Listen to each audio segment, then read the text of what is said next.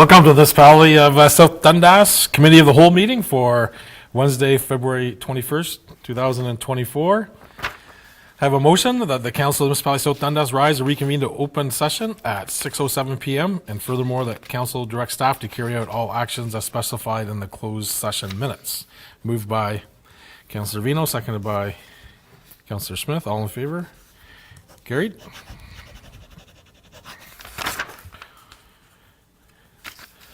Okay, number 3, confirmation of agenda. Any errors, omissions?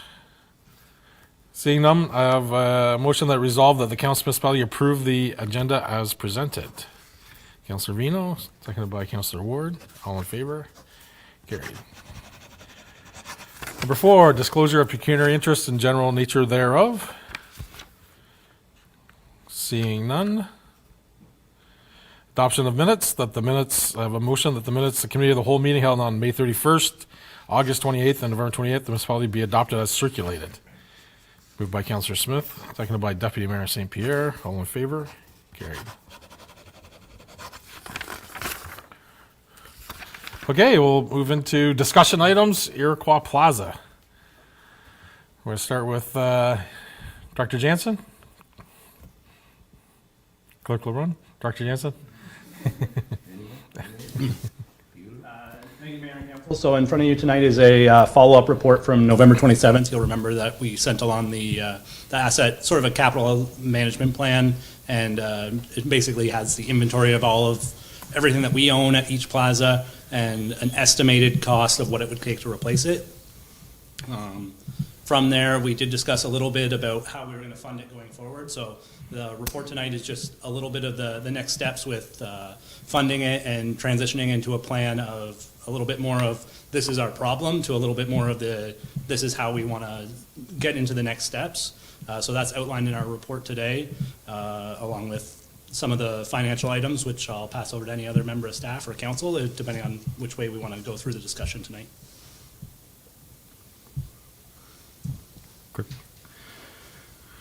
Through you, Mayor Broad. Some of the discussion that we're looking to have tonight is whether council would be interested in a special levy or a local improvement charge to help cover the costs, some of the operation costs of the plazas, both Iroquois and in Morrisburg. So as council is aware, there are significant costs to maintaining the parking lot, and through a lot of brainstorming and discussions with staff and council, we're presenting a couple of options here tonight for at least discussion. So one of the ways that we can, I guess, cover some of the operational costs, potentially some of the levy costs, is through either a local improvement charge or a municipal special levy. So I'm going to kind of give you some high level differentiations between the two. So a local improvement charge is a method that is usually through a petition or a municipal initiative for funding for local capital work only. So a local improvement charge will assist with capital costs such as like water sewer mains, paving, anything under the ground. And it requires some specific criteria to be met in order to obtain the approval, including a petition signed by 2/3 of the owners who are benefiting from the area. And that has to represent at least 50% of the assessed value. So that's one criteria for a local improvement charge. There's also an appeal process when you go down the route of a local improvement charge. And so if we receive an appeal right away, the process has to stop. We have to bring it to the Ontario Municipal Board. We have to develop a committee of revision, which would include members of council, to establish a method to hear objections for imposing local improvement charges. So there is, in this instant, there is an ability for one or more people to file an objection. And once the rate is imposed, once the rate that we know we want to be imposed, there's an option for anyone to object those rates to the Committee of Revision.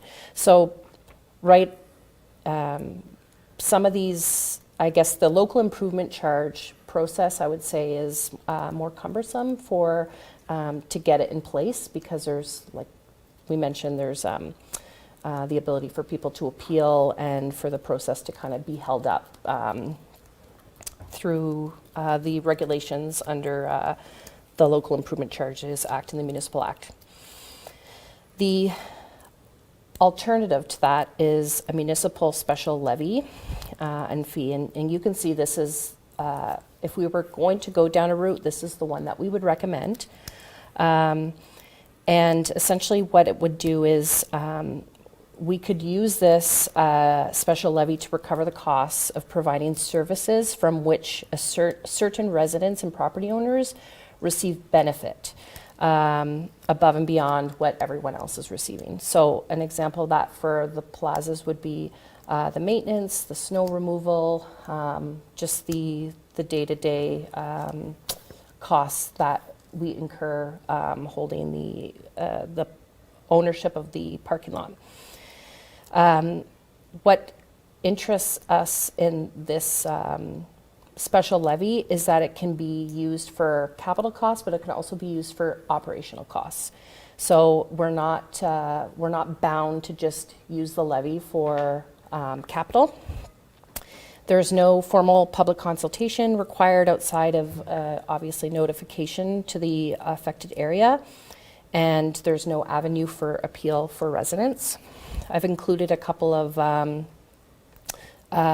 inserts from the Municipal Act just for context for anyone reading the agenda or watching here. So Iroquois and Morrisburg have a combined operating budget of about $150,000. Like I said, that includes repairs, maintenance, snow removal for parking lots and sidewalks, labor costs for staff time, and of course liability. So if a special levy is implemented through a bylaw, council can consider if it would cover just the operational costs, if council wanted to levy for capital costs, or both.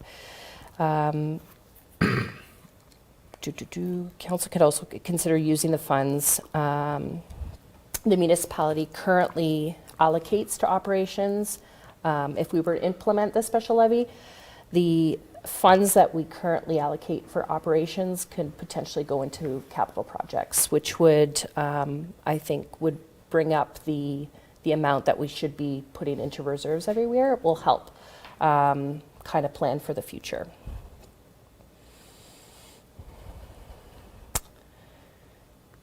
I'm sorry. So some other considerations that can be discussed tonight, and they might not be popular, but another consideration is lowering our level of service to reduce operational costs. So we currently complete snow removal and public waste receptacles on site, and if we reduce those services, we would require an agreement between local businesses in order to complete those services on municipal property. Another consideration is a paid parking option to increase the revenue to the plaza. If this is an option that council wishes to explore, we could bring back a report with more details. Likely the staffing and enforcement costs would increase, and from initial research, it may not result in a large revenue. And then, of course, we could consider taking out a loan to complete some of the work and complete all work. Sorry, we can consider taking out a loan and complete all the work at once. This would remove the infrastructure deficit, and the annual cost would be put into the loan payments. And this could lead to getting lower construction costs due to the economy of scale and reduce mobilization costs. However, the loan repayment would be supplemented by reserve funding as well to break the funding deficit. So I'd like to open it up Sure, to council for some comments, some feedback, questions. I guess the only other potential option is sell the parking lot. Yes, And yes. canopies and sidewalks. So several options that we can work through and think about. History, how we got here is not important at this point, but we're here where we own the canopy, we own the sidewalk, and we own the paved parking lot. And then, of course, we own the infrastructure underneath, the water, sewer, et cetera, which is our responsibility. So starting to think about decisions. It's one of the pieces of feedback we often hear are the conditions of the parking lots. Residents like it to be nice, but how do we fund it to be nice is the challenge ahead.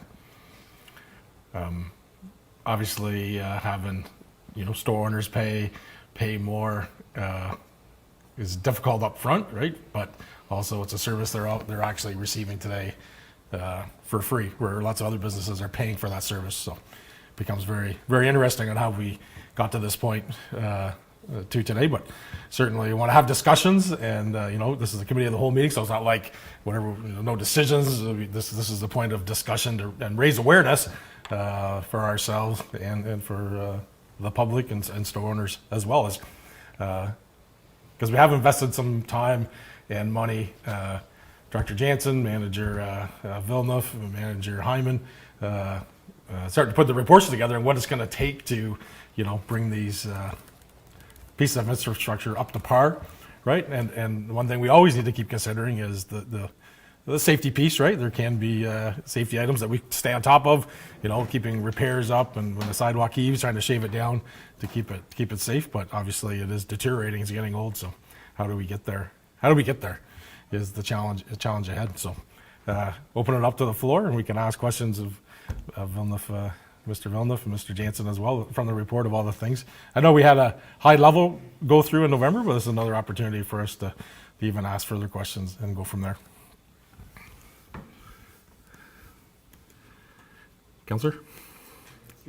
I did have a question, actually. Before we got going, there was, we just got some information before the meeting here about, like a list of all the plazas and all that stuff. And I was looking for total square footage of both plazas. Could somebody figure that out?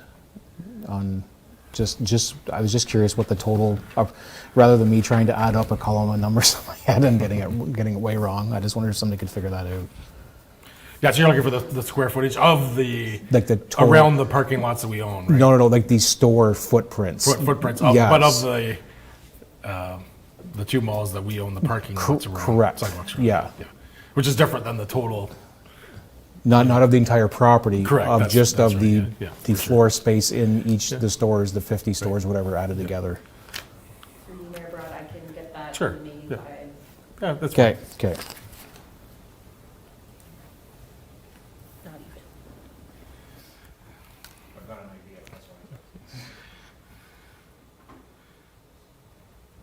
Councillor Ward? Thanks, Mayor. So I originally brought up the idea of local improvement charges, so I appreciate staff coming back with that information about how they work.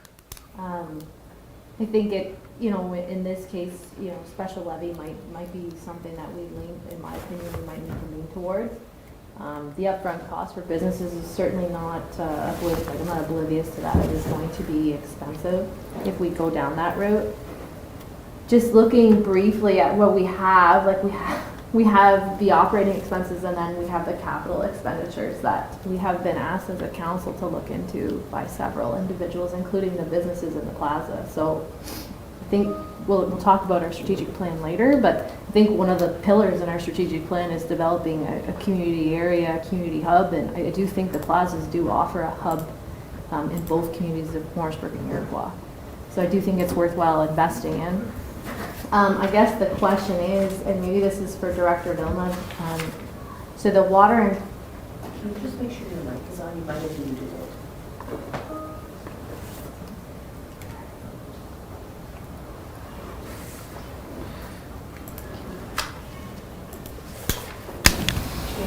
Is it better now? Yeah. I just switched it. Okay. Sorry about that. Nope, that's okay.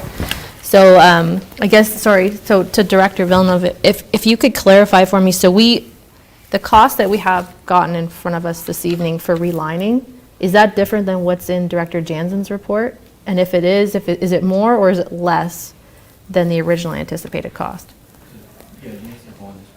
I'll take it. So through the mayor to Councillor Ward, as we all know, mine are high-level estimates. So if you compare Manager Villeneuve's Class B, on some of them I'm a little high, on some of them I'm a little low. So if you meet in the middle, I think we're doing rough math. My water relining is a little low, but my sewer relining is a little high.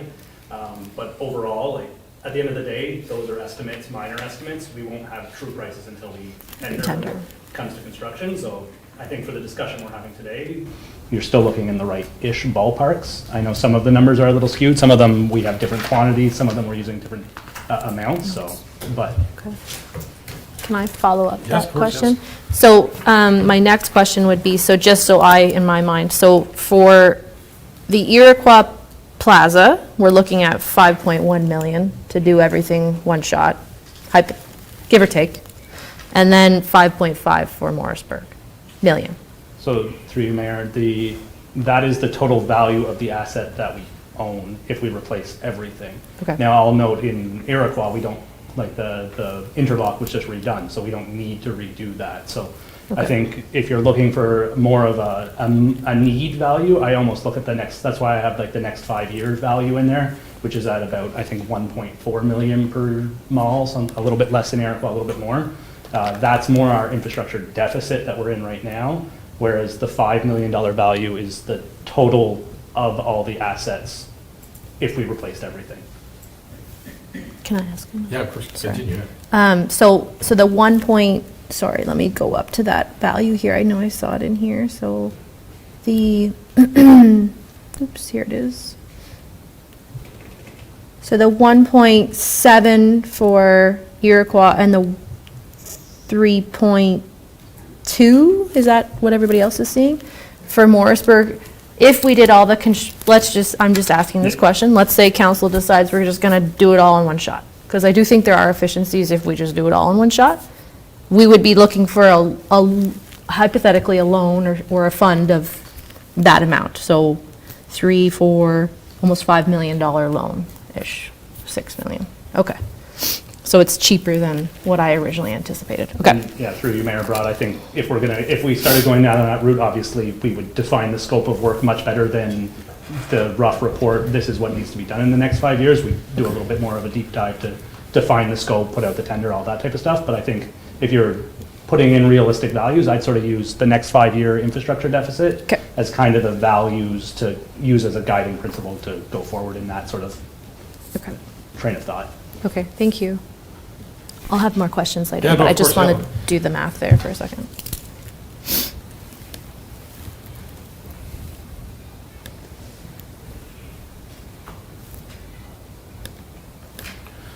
So that would be, could be some follow-up then, if, for Treasury, what would that cost look like, to borrow that, right? Do we have enough cap space to do that, et cetera, right? So, Well, through you, Mayor Broad, currently we do, and I did look at rates today.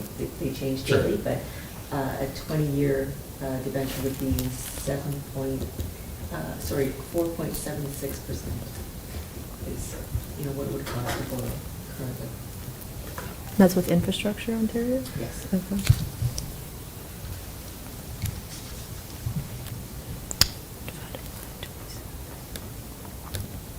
Sorry, what was it again? 4.7. 4.7.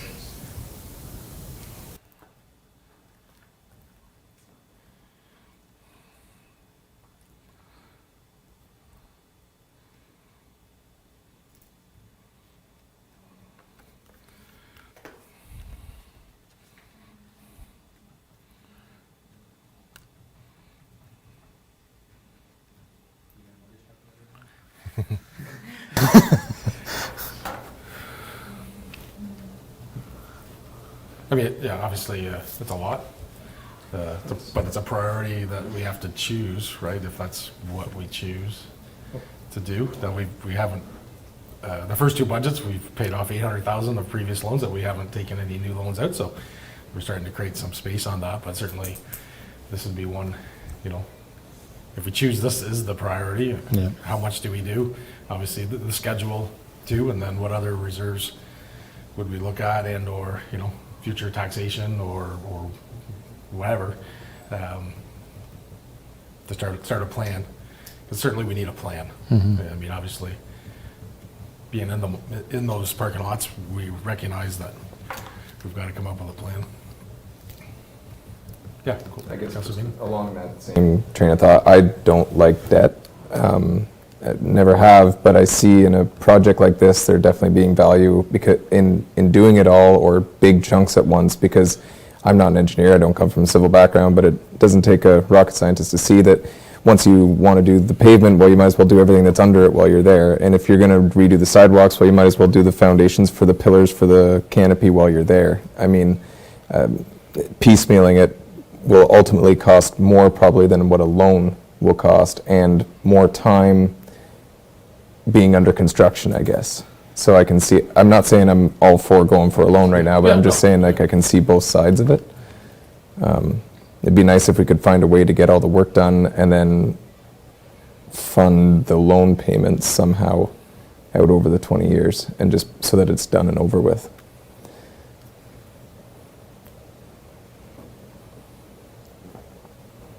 Councilor Ward? Yeah. Staff, so to Director Villeneuve, so some of the infrastructure in the ground we own though, correct? So it would hypothetically, like there's laterals, service laterals, that would be, in a normal situation, would be a business or a homeowner's responsibility, and then we would own the main infrastructure, correct? That's, well, through you, Mayor God. Kind of sort of like the laterals, the curb stops are just outside of the building, the back door of the building. So the laterals, there's probably another 10 feet to the main.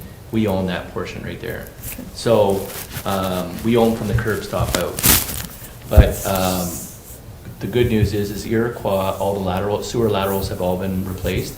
Part of the funding that we did a couple years ago. So it's just the main that needs to be relined in Iroquois. Morrisburg, down the center of the plaza, the sewer main has been relined there, but the outside, well, the water main outside should be relined. We've had 4 or 5 water breaks in there in the last couple of years. And the sewer main and the sewer laterals are not in the best of shape behind the plaza, and the laterals are no corrode in there. So we have replaced some over the years. So not all of them would need to be replaced, the laterals in the Morrisburg Plaza, but there is a good chunk of them that are no corrode in there. And if you guys aren't aware of no corrode, it's the 1970s and it's starting to collapse. Not saying that they'd have to be cambered. That's why this Class B estimate we have, the numbers that the engineering firm, they should be fairly accurate. The only thing that they couldn't determine is we didn't run a camera down the sewer main because it would have been a cost, and to do every lateral, so we didn't go in that far in depth. But I mean, that's the only thing really left out of this estimate that we need to do.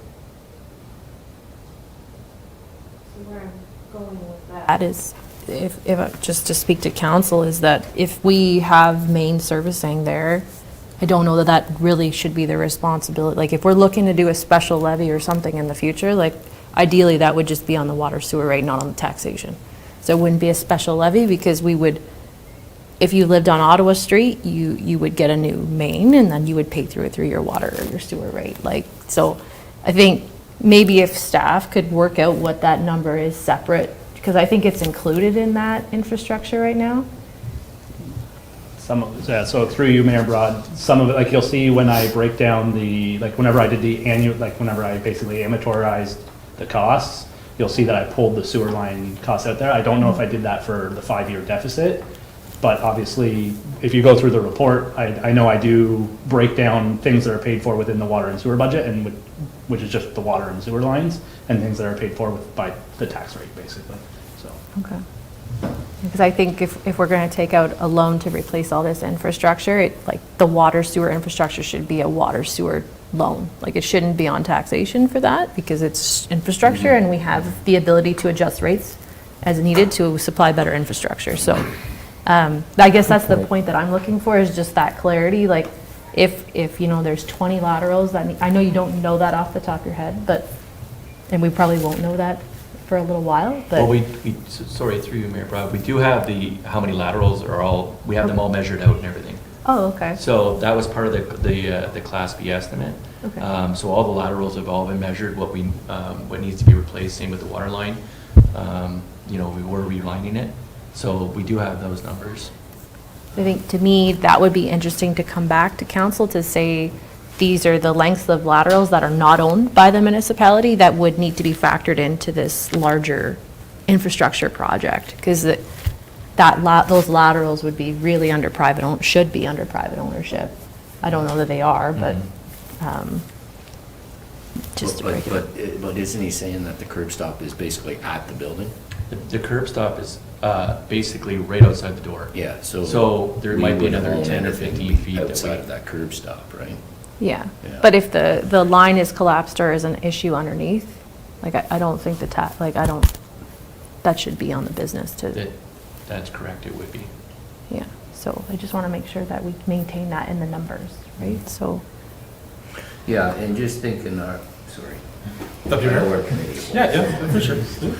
Just thinking away, you know, depending on if we do go down that avenue, we could, and I don't want to get into the details of how construction works, engineering works, or anything like that, but we could divide that, anything, you know, we could fix the laterals, fix the sidewalks, fix the canopy, anything there could be a separate project from the mains and from the asphalt. So, you know, if that's the way we go, we can be creative on the timing and the cost on that.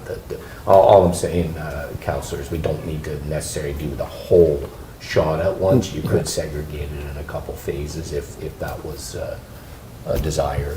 Yeah. There is one thing though, Mayor Broad, and you kind of said at the beginning, well, how we got here is how we got here.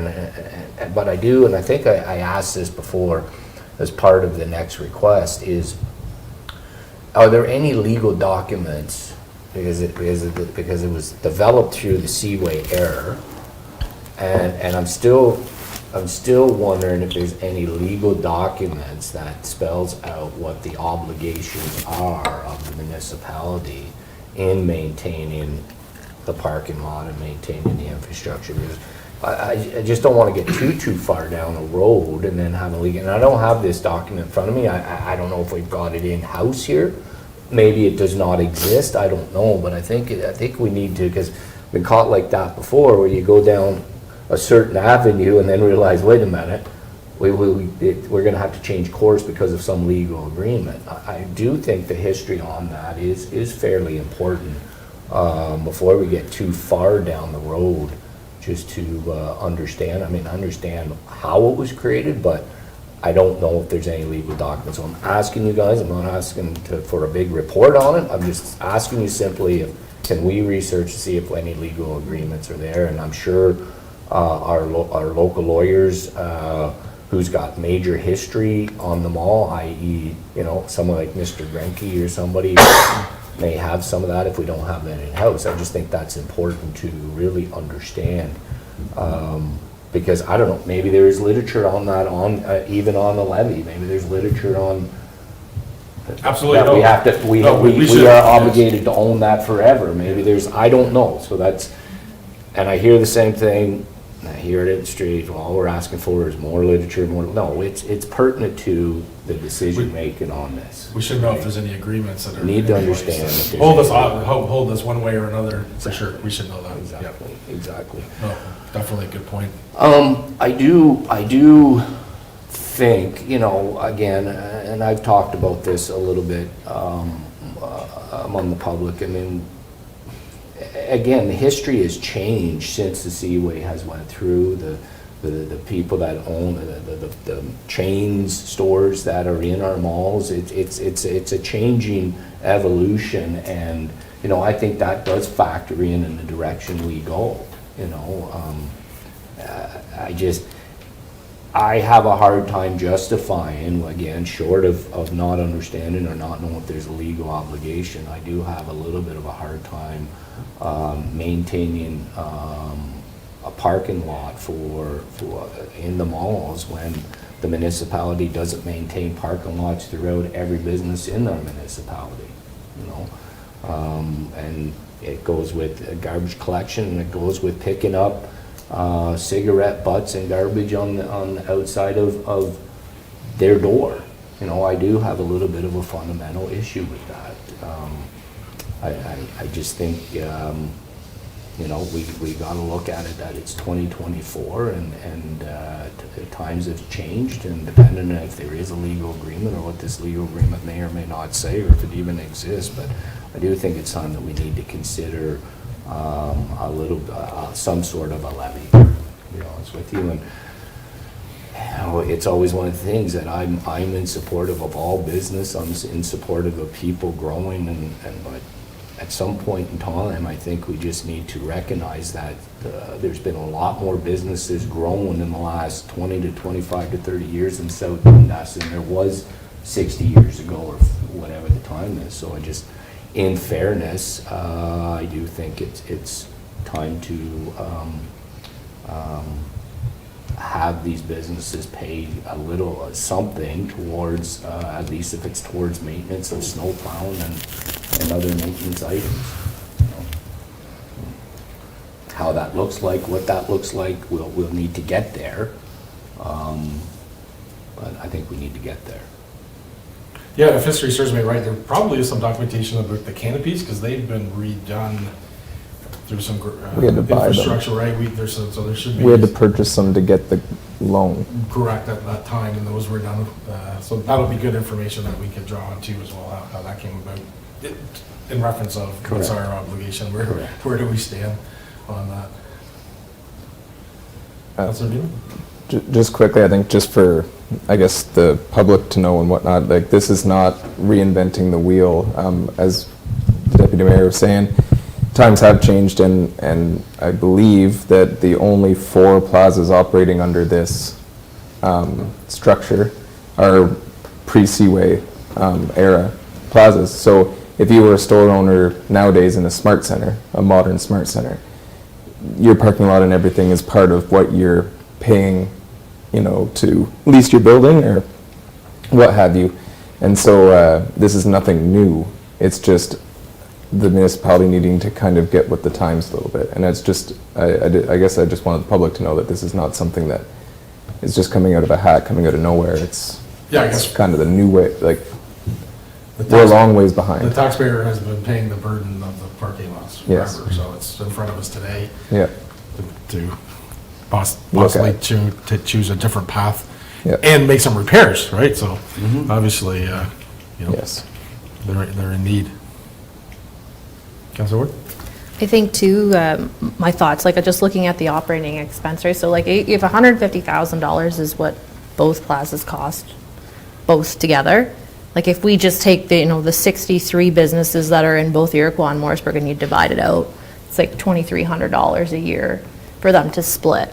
And to Councillor Smith's point, I also would like to see the square footage, like what that amount is, because I do think that maybe it should be based on square footage rather than how many businesses there are. So there are some businesses, and I'm just going to use Morrisburg for an example. There's a larger business in the Morrisburg Plaza that obviously requires more parking and more salting and more than the other businesses. So perhaps we could look at that. If we're going to set, in my opinion, we should look at that square footage calculation. And I understand the Deputy Mayor's point about making sure we can legally do those things, so that would be the first step. But I think moving forward, like, we don't plow anybody's driveway, and we certainly don't plow Tim Hortons or anybody else, so I don't understand why the taxpayer would pay for some not big box, some chain stores to be receiving that for free. So, to your point, Councillor Vino, I do think we're trying to get with the times, and I think,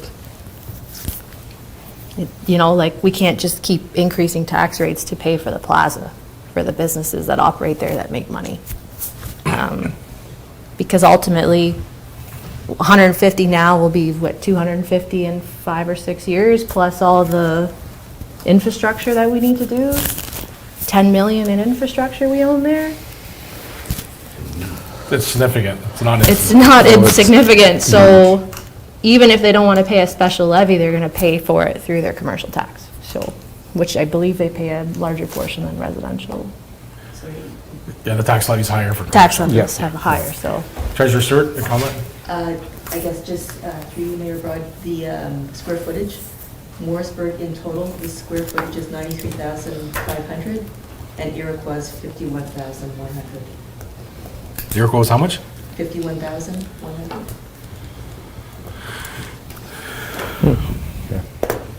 Quite a difference. Does that include the Subway to Pizza Hut? No, okay, thank you. We do not own that, correct?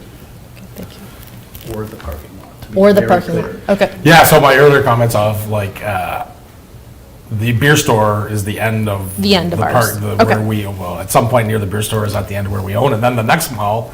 In our assessment report that staff prepared, though even, sometimes I was counting roadways, sometimes I wasn't, because there is a difference between the parking lot and the roadway. But any of my analysis ended at what, in Mooresburg, what we would consider the beer store. From there, it's the Pincus Plaza and roadways that would be maintained by the tax base. Okay, okay, thank you. So to Councilor Vino's point, Casada Subway in their rental, they pay for snow plowing.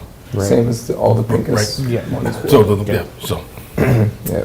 Clerk LaRon? Yes, through the Mayor Broad, and to just Councillor Ward's point about dividing that level, that levy evenly, it would be based either on frontage or square footage. It wouldn't be a split evenly Yeah, amongst I everyone. hope not. Yeah, Okay, I'm sure that I would be- just wanted to just make that. But is it, either way, it's a significant dollar, we have to split.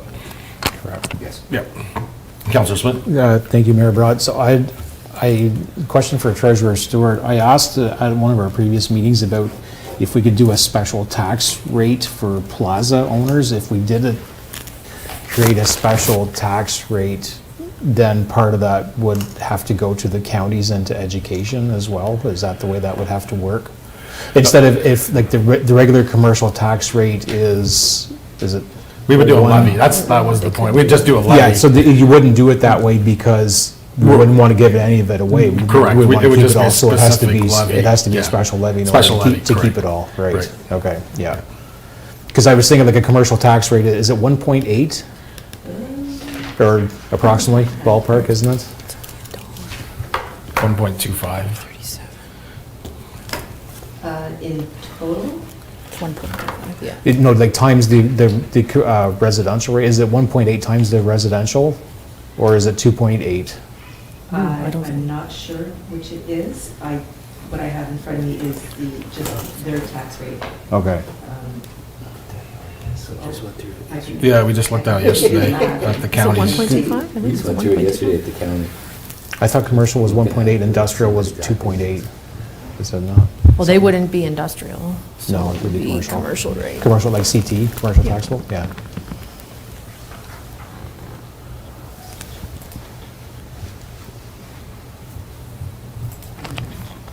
So I think while you guys look for that, I just wanted to, I did the math there really quickly, so 150,000 operating, right? That's the two combined, the square footage is It's a bu- 144,000, so it's buck- a dollar. It's a buck a square foot, yeah, that's. That's pretty, yeah. that's a pretty good deal, like, Yeah. I don't know. Just, That's, I was getting at, if you go by square footage of the stores, it'd be a buck, so that way the smaller stores, an 800 square foot store is paying $800 a year, yeah, whereas a large one that's 10,000 square feet is gonna pay considerably more, that's just, it'd be a starting point. Use maybe. more parking lot. Yeah, exactly, so that's just a ballpark number. So I believe it's 1.63.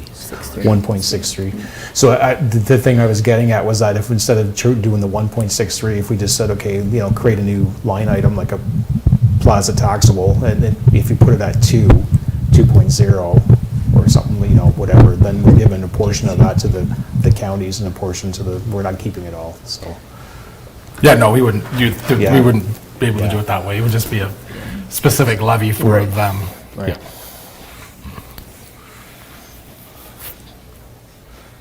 And that's just the operating costs that you were doing. That includes no capital. Correct. capital. And the capital coming up is significant. Yeah. I think what I'd like to see from staff is like the full capital, so let's say like the infrastructure deficit with a loan from IO with whatever the interest rate is of the day. I know it changes, and then what that looks like across the square footage that we just discussed. And then we can talk about, it would be also interesting, I think, to look and see if there's any grants for like economic development or anything that could help those businesses with that upfront, if that's possible. I don't know the answer to that, but I think that would help us make the decision along with what the deputy mayor's asked, in my opinion.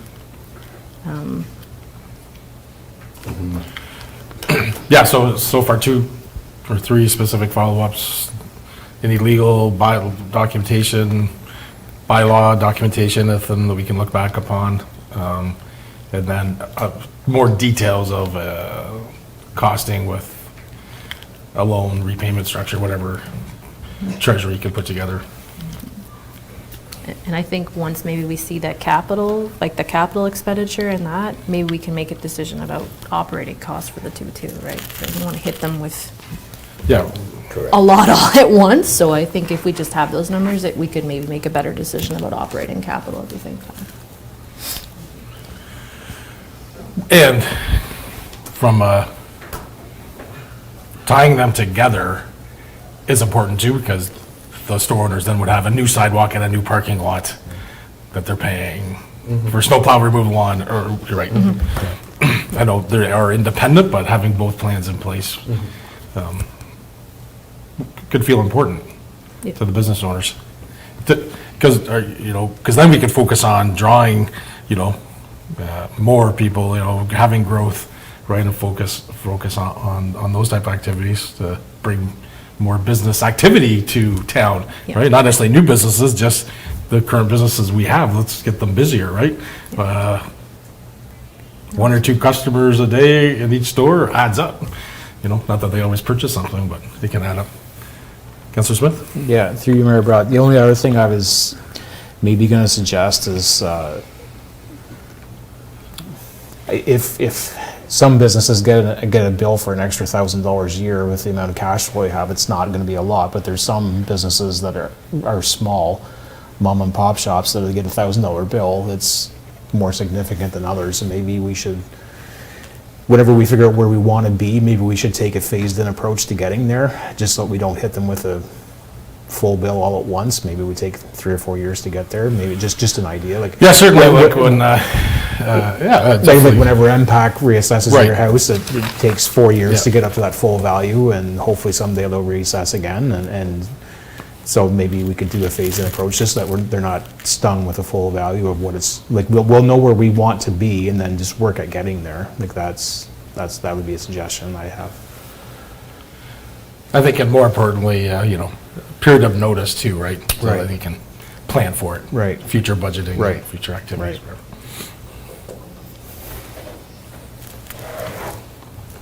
Whatever. Treasurer Stewart. So through you, Mayor Broad, I guess just doing a quick calculation on the difference between commercial and residential. So commercial, just the municipal portion, is 1.64 times the residential. Yeah. And if you put all of it together, it's 2.11 times, like if you take the residential, commercial is 2.11 times higher. So it's a little over double All right. when you put everything together. Yeah.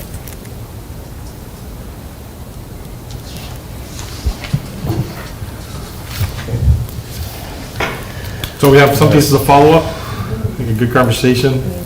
Stepping stones from our November update.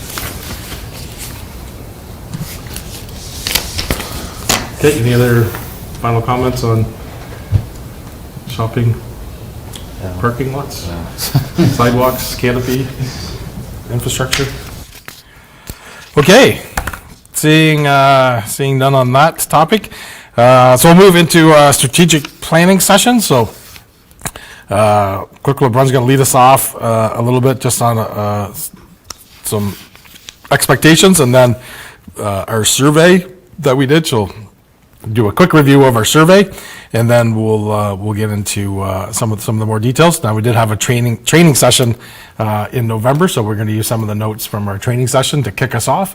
But then it's up to us to start to think about the specific details and/or agree from some of the training notes that we had on some of the kind of higher level lines of looking at the survey data and looking at the previous strategic plan. So I'll turn it over to you, Clerk LeBrun. Thank you, Mayor Broad. As you mentioned, we had a strategic plan training session on November 4th, and this was facilitated by BizExcel.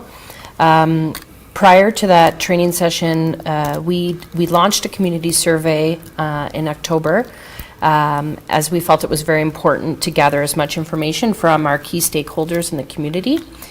And as of October 31st, we had 157 responses to the residential survey and 19 responses to the business survey.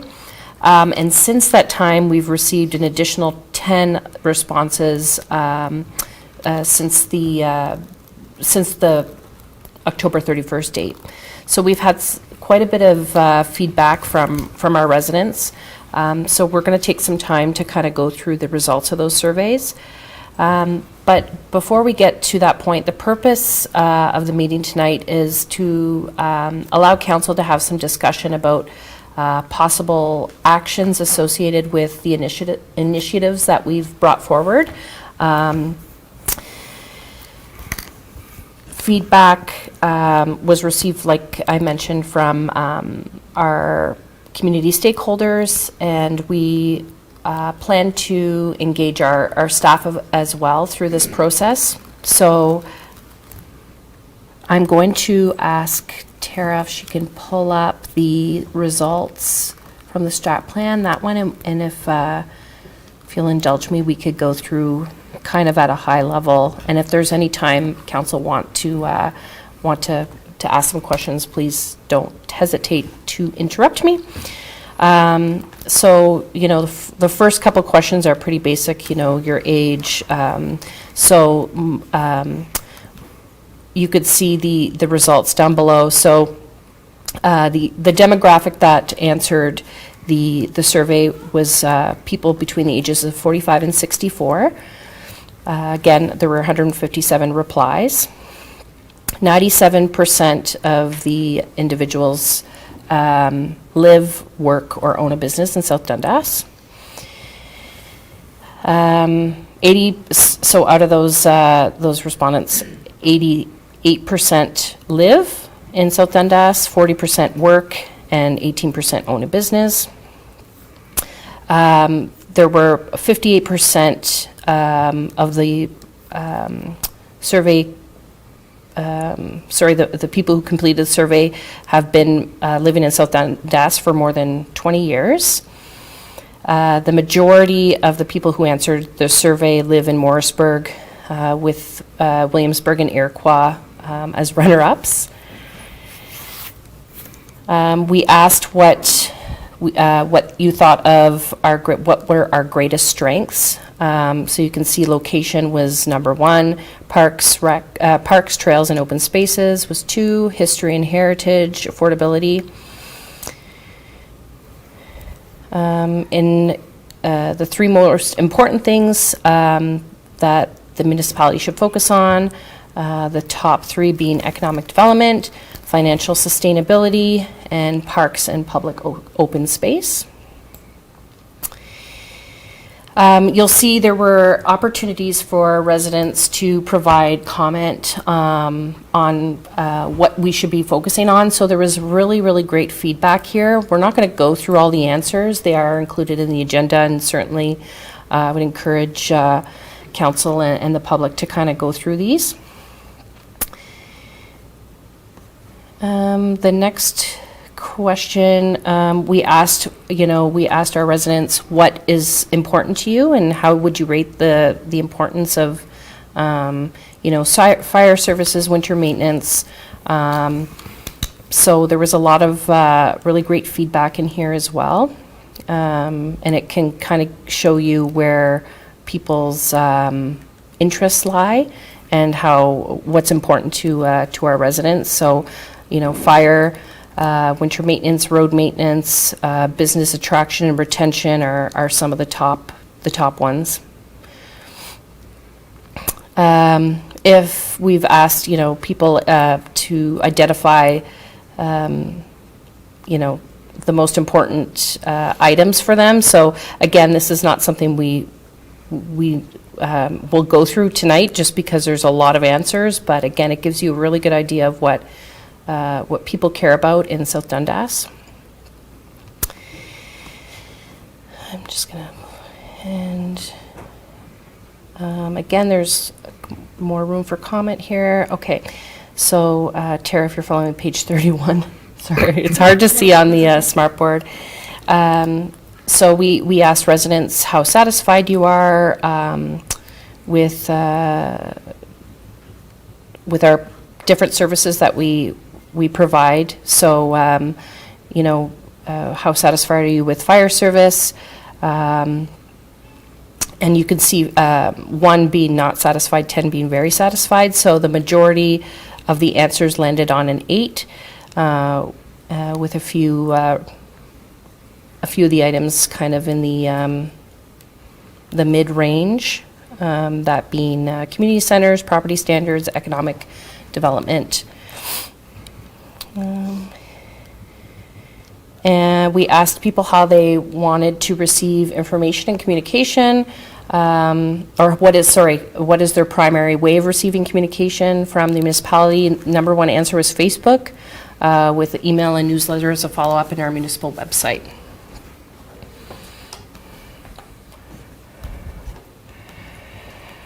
We asked people if they agreed or disagreed with certain statements. Again, I probably won't go through them line by line, but I'm just kind of skimming through this at a high level here. But then we asked a really important question, faced with a choice, what would you prefer? Maintain or increase existing services, primarily by increasing user fees for service. That had 101 responses, and that was 68% of the people who responded. And the other 2 options were maintain or increase existing services, primarily by increasing property taxes. Only 21% responded to that one, and reducing service in order to maintain current property taxes. That we had 11% respond to that one. And the last question, where do you want to see tax dollars invested? The top answers were parks, trails, and playgrounds, indoor, outdoor recreation facilities, roads, and improvements to municipal communication and economic development. And with lots of comments. We've received lots of comments from our residents. So overall, I think the survey was well received. It is still open. So anyone listening to the meeting tonight, if you haven't completed it, you do have an opportunity to do so. We will be closing it in a couple of weeks, just to kind of finalize the information that we got. But so those were kind of the survey results that we received. Councillor Smith? Yeah. Crystal, can I stop you for a second? Sure. On question number 17 there with the comments, could you go back? It's on page 121. I just wanted to highlight one here. I read through most of these. It was comment number 8. Okay. Municipal office staff does not live in or get involved with the community. I read that one, and the first thing I thought of was everybody who was at the Christmas parade, the Santa Claus parade that we were at, the number of municipal employees that partook in that parade from the roads department or on our float. There's probably 10% of our employees were involved in that parade, and I was pretty proud of that.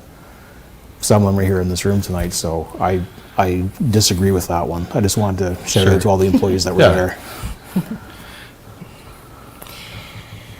Thank you, Councillor Smith. Yeah, no, for sure. And it's a challenge as folks have to live somewhere and work somewhere. But, I know our staff are involved. They get their haircut here. And Absolutely. if you look at the pictures online of openings, there's oftentimes all the staff members from outside of the community are at those events, as well as the ones that live inside. So, for sure. But thank you for noting and recognizing the staff do events, for sure.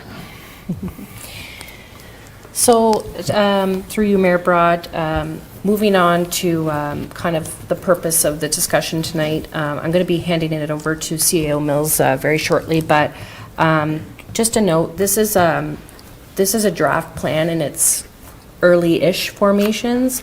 It is fluid, so anything can change tonight, so. So I can go Yeah, from here for perfect. sure. So, the intent was from our training session, and, we learned a lot about how to create a strat plan, and then we started to look at all the comments, and we've come up with a little template of some of the things that were certainly very apparent from the survey and from previous strat plans that we want to we should think about continuing on. So just from a high level, a lot of comments about growth and the need for housing are in the documents, right? And the importance of operational excellence through our fire service, the municipal building, snow plowing, roads was certainly an area that was certainly highlighted. And then many of the activities that ranked very high were being connected to the community. So our parks and rec was certainly very important, and our community centers were very important. So those were three things that we kind of pulled out from all those comments that we could start to drive our conversation forward on that. CEO Mills, do you want to add anything at this point before we? Yep, just through you, Mr. Mayor, there's also some documentation that was provided, the rec master plan, the past economic development plan, the SD&G counties who we fund considerably with their strategic plan that council can refer to. And I also, we would like to get some feedback on how you would like it reported back to council. What gets measured gets done. Whether it's through council reports, if it's applicable, when we provide reports to you, quarterly, a yearly report, reports to the community, how council would see it being reported. I think in the past that was, and municipalities and organizations do struggle with, you create the plan, but how do you monitor the plan and provide updates and feedback to the plan, to the most important people? It's your plan, it's council's plan. Yeah, and Deputy Mayor heard me say this many times, and CEO Mills is like, we need to track and have a scorecard and a tracking measure. So to CEO Mills' point, whatever we kind of put into our plan, it's not, just something we may do. Let's track when and how we're doing it, right? So those are things we definitely want to include in our plan. And we may not tonight come up, we have an idea, and when we want to do this, we may not have the final detail of that, of how many of one thing we might do or not do, but we'll get to there over the next few weeks after we kind of get this draft pieces of information. So it's a good opportunity for all of us to continue to give input into what we think our strategically planned should be. Certainly, one of the things we kind of highlighted in the preparation of the document was thinking about it's taken us a few things have happened. Why we got to today? Why we didn't do this several months ago or a year ago? A lot of staff changes that happened internally, and as well as 5 new councilor members. Right, so we've had a good year to take all the resident feedback, understand council meetings, look at all these documents, bylaws, see where we're at, take a look at previous visions. SD&Gs just got finalized in the fall, so now we can move forward, and we really want to set up. Thinking about going into the next council, not that we're saying what they're going to do, but have a document that lets them start, in 2027 with some groundwork that they can move forward on in preparation of that. So give us a good foundation for the next two plus years, right, as we lead into future councils. Okay, so just have on the screen. So one of the items we pulled out was growth, sustainability, and dynamic growth. So certainly we have some activities ongoing, which we've been happy about with Valcroft announcement of a new housing development, and Swank's continued excellent work on their developments and any other housing activities going on in the community, but also, any other business growth, strategies around how we want to keep moving forward and attracting that. Sophia, is on board and coming to the table with their plan, and so on and so on. So I'll open it up for comments just on specifically dynamic growth and ideas that anybody wants to share or comment on.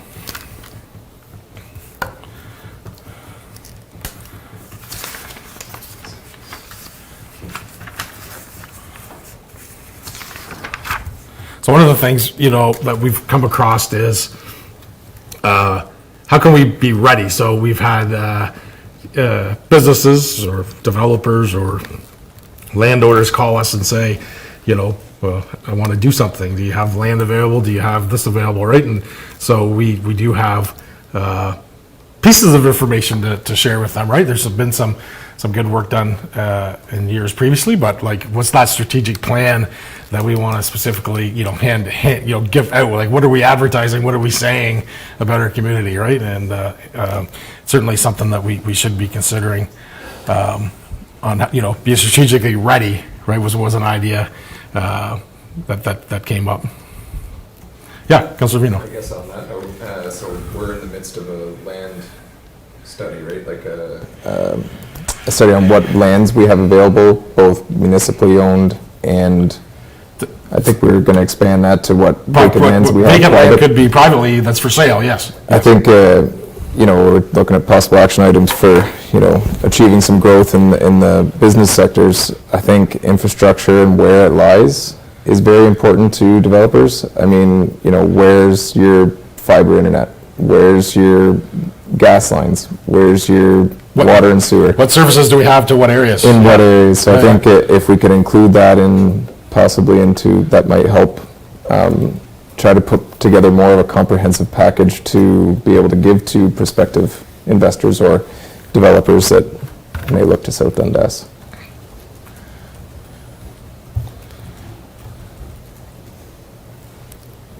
Yeah, and if you look back in some of the previous documents of strategic planning, there's been to have that map, right? And the goal was to have it updated. But when we took over, we didn't have it updated, right? So this is where if we're going to have this map, it's updated quarterly, and we check that it's updated quarterly, yes or no, right? So that we have it available in any quarter of the year for those folks, and not just do it once and then that's the document we across. Make sure we continue to update it. Yeah.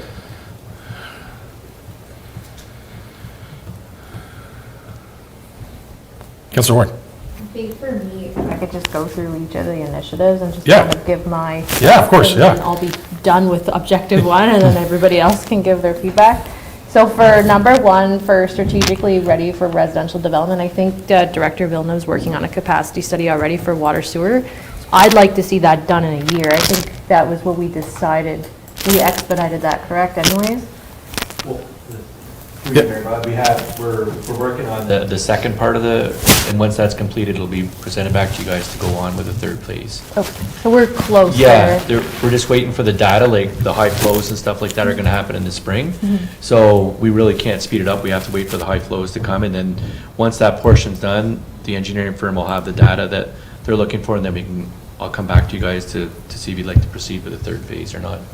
So perhaps if we say 2025 for that, and I think that fits into with the commercial expansion as well. And then maybe to the counties that don't do our planning, making sure they have that land inventory, like all the areas that are vacant but able to be zoned into those areas could be identified or ready. Obviously, we wouldn't rezone all that property, but conceptually, like what properties can be.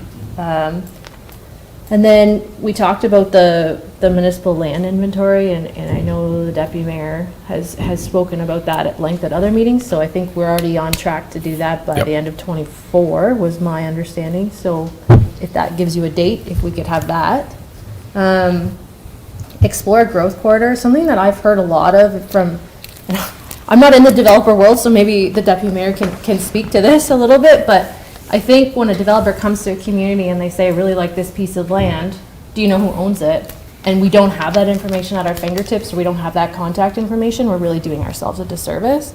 So when we look at growth corridors, you know, whether it's north of Morrisburg, east of Morrisburg, west of Morrisburg, north of Iroquois, if we could have a database, it doesn't need to be publicly shared on the internet or anything, but if a developer reaches out and says, I really like this piece of property for X development, do you have the contact information? I think having that just accessible through Economic Development Department would be great.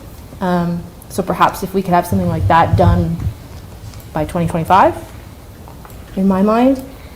And the same with robust grant and funding. My thoughts there are that we just have a list of all available grants each year. So it has to be updated each year for community grants. So like anybody in the community can apply for, and also business grants. Because if you're going to start a new business or you're already a business, reaching out to our Economic Development Department to say, hey, I'm looking at starting a bakery, or hey, I'm looking at starting this, like I'd really like to get a grant, like we should already have that information and just let them apply. Can I add on to that, Councillor? Yeah, Just and I think that's a great point to say, you know, our building official, our fire chief, our water and wastewater, they all know the plan. So if they talk to the fire chief, well, there's a hydrant so many feet away, like they're all, you know, training and making sure, you know, the entire team is on the same page to know what it takes to development, right? Yeah, so continue. Yeah, no, that's great, yep. And then I think the digitization package for investors, I think that's something that will probably take a lot more time, because I would think that as a municipality, we would really want that to be high-end and good quality to last us for a few years. So I'm thinking if that's done by 2026, we would be doing the next council a service. You know, whoever that is, they could use that to market the township a little bit better. But I do think that that would be a higher budget item, and we would need to spend some time on that. So those are my thoughts for those ones. Yeah, I think the 401 corridor, we see lots of activity east and west, people that travel it, right? So to continue to, Councillor Smith at debate night back in October, September, mentioned wanted to have a big sign up saying we're open for business, we have property, whatever it may be, right? So continue along that same vein, because we see, and we've had people reach out to say, hey, what's happening with this property? So let's have that opportunity, right? Yeah, it was funny you mentioned that, because going back through some of the related studies that were in here, it was in one of them. Trying to find it right now, I think it was it was the economic development study from 17, So, yeah, right? 17, Or 18 to 22. or something like that, yeah. And it was listed as one of the, you know, Things signs like 401 frontage or something like that, and I was like, oh, okay. But yeah, it was good that we went through all of this, because there was stuff like old studies, like just to reread everything that's already been done, and then as I was reading through it, I was, you know, checking off things that were accomplished, and then there was things that we haven't started or haven't been done, but then there's other things that we went through COVID that have completely changed, and so it needs to be updated, and it's probably good that, as you mentioned, we should go through these everything that we have, like the Parks and Rec plan. Yep. Like every quarter, just to update to make sure it should be included on the agenda or something, just so we have a chance to just refresh our memory, just so we can keep kind of a scorecard of where we're at. Absolutely, and I think and make sure we tie them together, right? Yeah. So we've done many studies, you know, roads, water, right? And how do they tie in? Because you know, our strategic plan and vision and checklist and activities, you know, definitely should align to some of those plans, and keep checking them is important for sure. And or if things change, then say they change, right? Yeah, as we learn, as time goes by, for sure. Councillor Ward? Just sorry, I know I said I would be quiet, but No, you can talk. for the Happy to. measurables, I would love to see if, like, so when a report comes to council, so say, for example, I'm just going to use Director Jansen as an example. So say Director Jansen wants to put a new play structure in one of the parks. So that's in, and I know you follow the Parks and Recreation Master Plan, so I can appreciate that it's coming from somewhere, but if that could be tied in, like a measurable in eScribe or the agenda that says where, you know, section whatever of the recreation master plan, and then whatever section of our strategic plan, you know, because I think that helps us as council say, like, if we're rejecting something that's recommended in a master plan and also in our strategic plan, then what are we doing? So I think that would help us make decisions too when it comes to reports, and then also allow us to know where we're at with regards to that scorecard. So that's what I was kind of thinking for a measurable, like at least a very brief one anyway.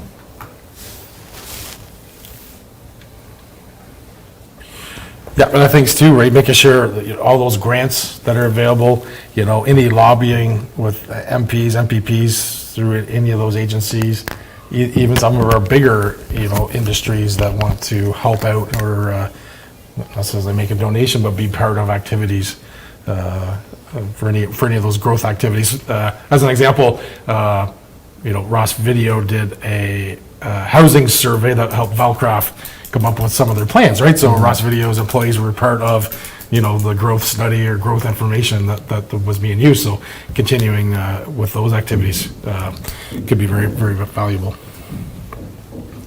Deputy Mayor. Yeah, so great points. I had to kind of look back at some of my notes, my training notes and whatnot. I just want to point out a couple things before I get into my thoughts here on just residential development. A lot of the information in terms of land survey, land information, this county's already has a lot of that in their GIS system. They have a great GIS system which developers go to. I think we need to have a direct link to that as well, along with the study that sorry, I know we're committee of the whole here, right?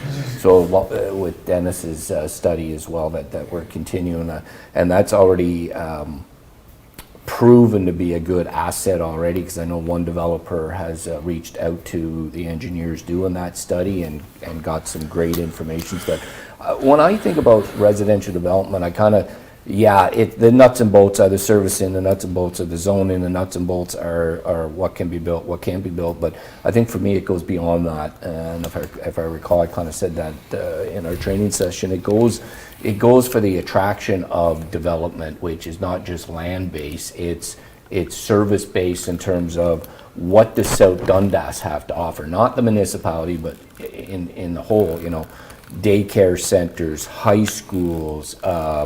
Our doctors, our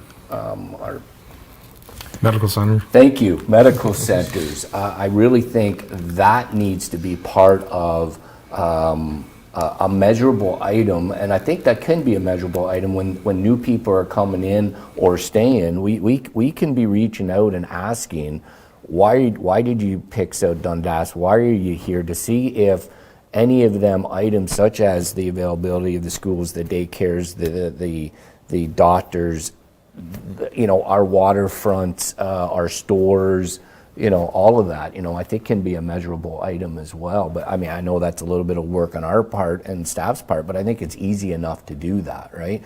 And I think we can be working with our developers, and they really should or could be part of providing. And I know in some of the developments that I deal with, they provide a package to the homeowners, you know, of all the stuff that South Dundas has to offer. So I think that's part of that as well, for me. So that's part of, that's one of the things I'm thinking. Yeah, go ahead. I just lost my train of thought there on something else, but. Also, should we then be comparing, like in this particular item, talking growth, like the growth, we had Peter Young with the growth study, right? And they had numbers for us. We should be tracking, we track what they expect us to grow? And is our goal to be lower, be higher, be at it? Like then that should be, and those activities behind what that number represents is what we should work on, right? So we should keep that in front of us, what the expected growth is, right? And, you know, and if we start that scorecard over the 5 or 10 years, then you know, you have that data, future councils have that data, the staff have that data going forward on what our growth pattern is, you know, what are we? Well, we're a community that has lots of things, right? We have retirees, we have workforce, we have businesses, we're a lot of things, right? So, growth just helps, with keeping our stores all busy, right, and the tax base with a more. One of the things that's always, and we talked about this a little bit too, I think we need to emphasize that although we may be a retirement community, we are a young retirement community. I know a lot of people that are in their mid-50s to the 60-year range that are retiring. Yes, it's because they've had great jobs with pensions and whatnot, but I know a couple in particular that lived in Mississauga and did business in or worked in Mississauga and said before they left, he said, I'm coming back to Mooresburg in particular. And I think we want to emphasize, because a lot of times, unfortunately, people think, well, it's a retirement, which means, well, you're old and I'm old and gray. You're older and you're grayer and you can't participate and everybody's got to be so quiet and all that. That's not true at all. That's farthest thing from the truth. So I think we should be emphasizing we are a young retirement community, which you can still grow into having a full retirement and, And retired people that have grandkids like to have their grandkids live here. They don't have to drive 2 hours to see them, right? So having houses and jobs, or have them all across the country. Yeah, so I right? think, So it's a combination of all those things, right? And if you look at the survey results, that's what people are. Yeah, so I think we saying. just, as Yeah. part of the plan, I think we continuously need to emphasize that, and needs to continuously promote that in our rec, our golf courses, and I keep saying our pickleball that's going to come, and our arena, like stuff like that is what attracts families, what attracts couples, what attracts individuals to want to come and to stay. So I think that is still a measurable item, right? So I think that's kind of important.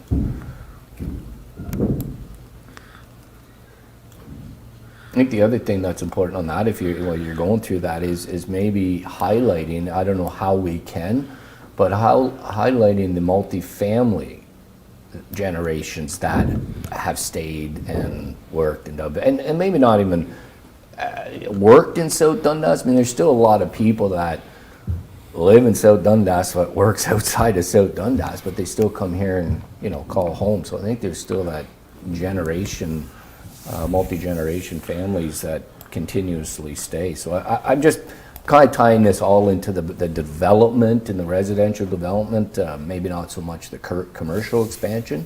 I mean, that's more of a business, and Councillor, you would have more of maybe an insight on that or an opinion on that, because you own a business here and you've grown your business, your family is growing your business here, and Ross is growing their business here, and it's proven that it's successful, right? The biggest thing there, actually, it follows on the growth of your residential base, because if you don't have a workforce, you don't have a business. Your people are your best asset. Mm-hmm. So I think what you're getting at, that new Vailcraft development speaks volumes to the multi-generational and the diverse communities that we have, because I mean, they're going to have single-family homes there, right down to apartments that are accessible, right? So I think that's, in one development, that kind of describes South Dundas, in the way the demographics are. Mm-hmm. Yeah, for the business community, it hinges a lot on the residential. It can go the other way. A business can attract people. Ross is doing that, for example. But a lot of times you need to have the workforce first, right? Yeah, that's just workforce housing, right, is a lot different than affordable housing too, right? That we need to work on in a different vein. But workforce housing is very important for sure. Councillor Ward? Just to add on to that, my thoughts when we say that we're going to do a digitization package for investors, it would be like the residential developers and then also the commercial. I would love to see, I know the counties have spent a lot of money on videos, advertising different avenues of the county, but to the Deputy Mayor's point, what if we did our own video for residential? We have families who have been here for centuries that I'm sure would love to talk about their experience in South Dundas and why they continue to live here, little hidden gems and whatnot, and then businesses as well that are thriving in South Dundas and why they choose to grow their business here. I think as someone who didn't live in South Dundas before and now lives here, it would be nice to have something like that on the website. If you were going to say, a house for sale in Mooresburg, what is Mooresburg? If you're coming from a different area, you might not know what it has to offer. So that's kind of what I was picturing as part of the digitization package, was like that selling and that marketing of our community is part of that. That's why I thought maybe it would take a little bit longer to kind of perfect, perhaps, but, That's a great idea. The Last for a long history time. side too. I mean, like you look to Princeton and whatnot, like everybody in Canada's ate a Macintosh apple, but do they know where it came from? No. It's just little tidbits like that that are worth having in that digital package as well.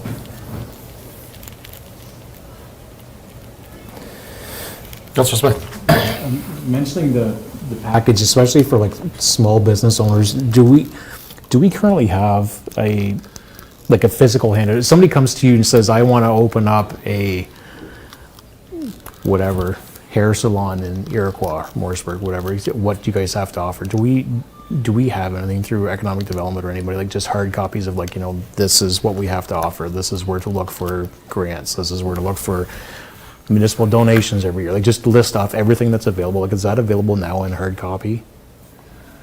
Through you, Mayor Broad. Not yet. Okay. There has been, not to say nothing's ever it's- been done, but we have different types of flyers we've created, Right. booklets that the It would just be nice just to Economic have Development just- Group has had, so, but updating it, keeping Yeah. it fresh and the Yeah. new things, right? Like, geez, thinking back, even, the strategic plan was a 10-year, right? 2012-22 that they were working off of. Ross Video was the one building, and it's now grown twice since then, right? So we think of those things, but keeping those things updated is important for sure. When people do reach out to us, we get them information, but we want to make it way better. Yeah, It would just be nice just to hand them oh, a no, folder, exactly. just say, exactly. here you go, everything you need. Yeah, absolutely, right everything there. you need. Yeah. Sit down with somebody, just say, hey, this is what it takes, or whatever. Yeah. Yeah. Yeah. Hard to say, and No, but not just online, like No, just, no, like the just, whole- just the a physical package, yeah, package absolutely. to hand No, them, I yeah. agree. I think too, at the counties, with partnership and collaboration, they talk about housing, infrastructure, so two things that they had in theirs. Work collaboratively with the city of Cornwall to ensure safe housing opportunities are available to residents in need. So, like, we should have that in there that we're, as Mark and I are county councilors, like, we should have that listed that we're actively working with the city of Cornwall through SDG, right, and the counties, right. And then the second one is the focus on their efforts, the Warden's Caucus of the 7 and 7, so that's 7,000 homes in 7 years, which that's what we're doing, right. So, but on that housing, that we should definitely have that on our radar and something that we should put in there, because we're all part of that, right. So, as we have the expansion at. And I think that's part of your land resale and your residential development. Like, affordable housing is a type of residential development, it's not just, so I think Right. that fits into those two Right. categories quite well. Okay. Cool. Certainly can jump back into growth as we think of other things, but we could jump into the second objective we pulled out from the survey, operational excellence. So certainly one that I've been thinking about for a long time. Attitude and culture within the community about the municipality has been really important, right, as we continue to work on that. So one of the things, and the staff kind of helped us a little bit on this one, are what are all the things that we're doing by paper today that we could digitize, right? So I think this is a key component, operational excellence, and I think we got a couple things listed here, but I think there's a lot of areas we could dive into on other things. So just a few things we kind of had listed, just to modernize online permits and tax bills and payments and licensing, digital training, and some communication analytics, communication plans. We got the vote. That's the phone system, right? That's in our budget this year to update the phone systems and our microphones and TVs. Because I know if Peggy and Joanne are watching tonight, they're letting us know if they can hear us clearly or not on YouTube. So yeah. So those are some things just from internal staff things that they brought forward. Here are some ideas for sure we should work on. Obviously, and Councilor Ward has talked about this a few times about multi-year budgeting and/or thinking longer term on the capital side, and then improvements through collaboration training or anything. But I think operational excellence, and you look at the survey, it was clear, right, what was important, fire service, recreation, right, and all those things was really important. And it's feedback that we'll get instantaneous when we don't have operational excellence, right? So, we'll continue to work on that. Thoughts on operational excellence? Well, to be quite frank with you, I like that heading, really, and that's straight. I think what's really important is, yes, we're gonna strive to improve online services, but hey, if you wanna come in, The door's open. the door's open, you know, we're gonna be here regardless of if we have this available or not. This is a tool that modernizes, but it's still, we're recognizing that everybody doesn't always use online and is still more comfortable about coming in and doing face-to-face business, and that we're always gonna be available for that face-to-face business, right? So I think it's in my opinion, it's important to emphasize both. But again, it's still another measurable item. I mean, we can measure how, once we get this system online, we can measure how the usage and how many people are using it and how many people are still coming in, and we are adaptable and can pivot at any given time to accommodate, you know, the needs. So to me, that's important. I think to the Deputy Mayor's point, if you look back on the survey, there was some concern about accessibility to info, and a lot of people said that they didn't understand how to access information. So I agree with the Deputy Mayor's point, like, if it's online, that's great. If it's online, though, it needs to be really obvious. Like, you can't click 16 times to get to where you need to go. Like, I can't stand that, and I feel bad for anyone who who didn't grow up in that generation of information technology where you know you have to do that. So I think I'm okay with this as long as it's very obvious. So if I want to get a building permit and I want to do it online, I need it one click. 16 places isn't going to work. So I think that's very important for accessibility as well.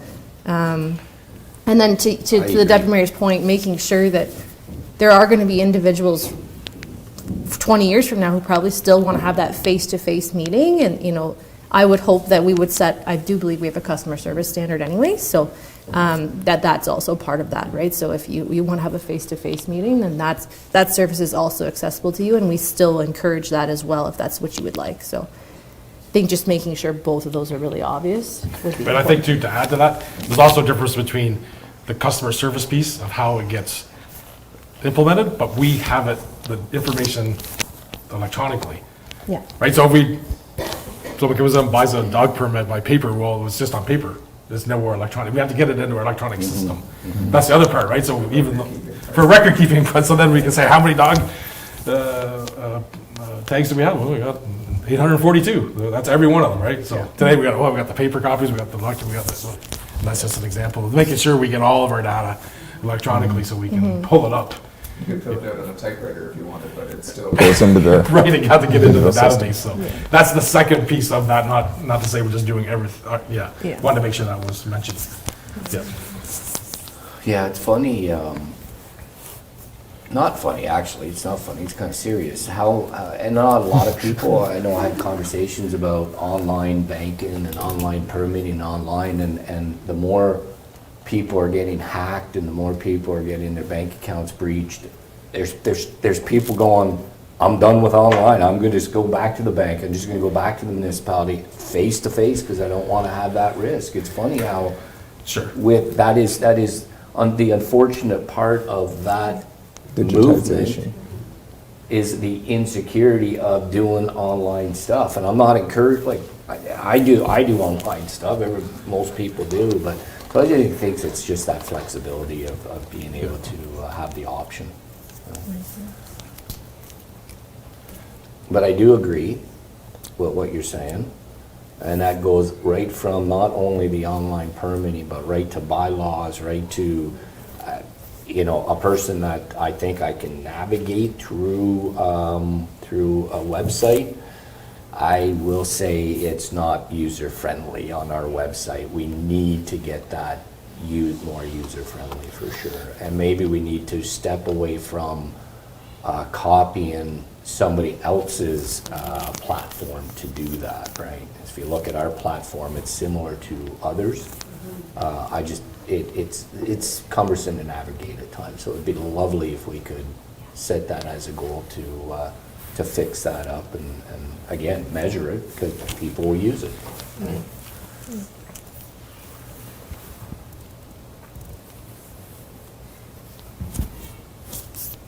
Councilor Ward? No, I think on capital infrastructure outcomes, so I'm a big proponent of multi-year budgeting. It is big cities have been doing it. I know we're not a big city, but what it does is it flattens out your tax rate. So you're not seeing that constant increase, decrease. I think it's obviously a very large project for staff to undertake. So I think if we look at having a 2-year capital plan to start, in our term, it might be tangible. What that looks like, I don't know, and that's something that finance would have to spend a lot of time on, but it would be nice to even get to the point, not maybe in this council's term, but looking down the line, like 4-year capital, so you're committed as a council to 4 years worth of capital projects based on your strategic plan. So I'm a big proponent of that, and I think that will improve our capital infrastructure outcome, because if we know that we're going to do it over the course of so many years. So I would like to personally see that in our term, if possible, what that would look like. So if we could have something like that maybe for the 2025 budget, I don't know, I'll leave that with the rest of the council, but that was something I'd be interested in. No, I agree with what you're saying. Again, I'm just kind of going through my notes, and we said, let's think long-term, and it shouldn't just be a 4-year, it should be probably a 2-term. You know, it's a 7-year, an 8-year plan, right? Or at least a 7-year plan. I guess it was 7 years because we were talking about last year, but it should be a multi-term plan versus just, you know, the immediate. So yeah, I think you're correct on that. I agree 100%. And I think to that point too, that asset management plan that staff have worked so diligently to do, and I tell everyone about our asset management plan because I do think it's one of the best in the region, to be quite honest, and shout out to Mr. Nelson because I know he worked very hard on that. So I think keeping that up to date and adding more information like we talked about at the last budget session about fire equipment and everything, as we keep updating that also ties right into that capital infrastructure outcome because we know when it's due for replacement and how much money. So I think that could be an item, like possible actions, is just to review and update asset management plan as new infrastructure is added or whatever. The other pieces of operational excellence, we have, as an example, we have roads department winter maintenance standard, right? How did they do against the standard, right? Did we get, we had 5 centimeters of snow? Did we get back to base pavement within 24 hours? Whatever standards, right? Some of those things, I don't need to have a report every time it snows, but those are things that, that's the type of operational excellence we want to ensure, that we set levels of service for, that they're happening, right? Treasury, do we have an investment plan, right? Or HST recovery, all these things, right? Do we do all those things, right? Some of those things that we make sure we happen, whether it's in recreation, hours of recreational programming that we offer, right? Year over year, and our attendance of those, is it increasing, is it decreasing? Feedback on those are all types of operational excellence pieces that we could write into our plan, kind of with each department to ensure that we're getting the level of service kind of we're asking for, and how it's affecting our residents, right? If our fitness class is selling out, geez, do we need another class, another day of the week with, as an example, or not? So, Councilor Smith. Yeah, thank you. So I was just thinking that the first thing we could, on the multi-year budgeting thing, probably the first thing that we might be testing that's going to be if we start doing some plaza work. That's probably where we're going to be starting, I'm going to guess. Yeah, certainly on the capital side, I mean, we kind of had that, we have that for, our fleet schedule. Yeah. Like that's a multi-year fleet schedule we're already Yeah. looking at. We're trying to save money, put money away every year, right? So should we do that in more areas, for sure, Other operational excellence?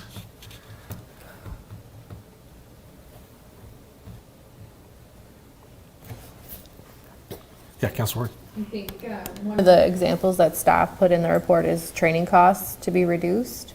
I'm not quite sure, to be honest, what the right measurement in there is, but I would like to see something like that, especially for point 3, which is collaboration, training, and development opportunities within SDG and outside SDG. I do think that we're missing that. I know in the GTA area, a lot of those municipalities work together to minimize training costs and expenditures, and they also use in-house expertise between municipalities. How that works legally, I don't know, but I think that's something Yeah. we should look at, right? Oh, absolutely. We have agencies, all with AMO and Roma. There's lots of activities that we can do. Just think of our fire chief and internal training he did for getting our firefighters, fire service folks at their level 1s and 2s. Right, that was a huge benefit, right? Doing that internally and locally. So all those activities for sure we should be looking at for sure. Yeah, for sure. Yeah, yeah, I think we need to highlight that for sure. yeah. That's Let's our add that operation in. excellence, right? Yep. It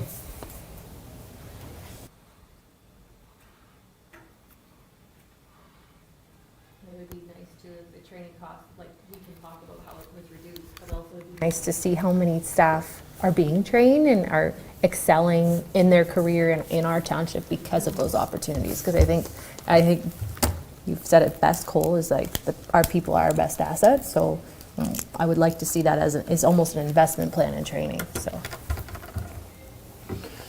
Well, that's a great point. I mean, you could also highlight the success of some of our students that has come through our doors, right? And again, that's a measurable item of where they're at today, whether they're just in the general workforce, whether they're in the trade, whether they're in university or college, or whether, I think that's something we can highlight as well, right? So. Yeah. Yeah, and celebrate the internal hires, Yeah, someone that's Correct. starts out as an arena attendant and becomes an arena, full-time arena person. Absolutely. With Parks and Rec, a full-time Parks and Rec role, right, which is great to see that. Okay.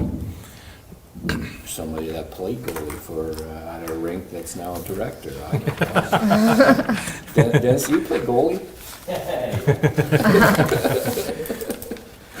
Now, I'm talking about the Morrisburg Lions. I'm not putting the cart before the horse, but Mayor Fraser.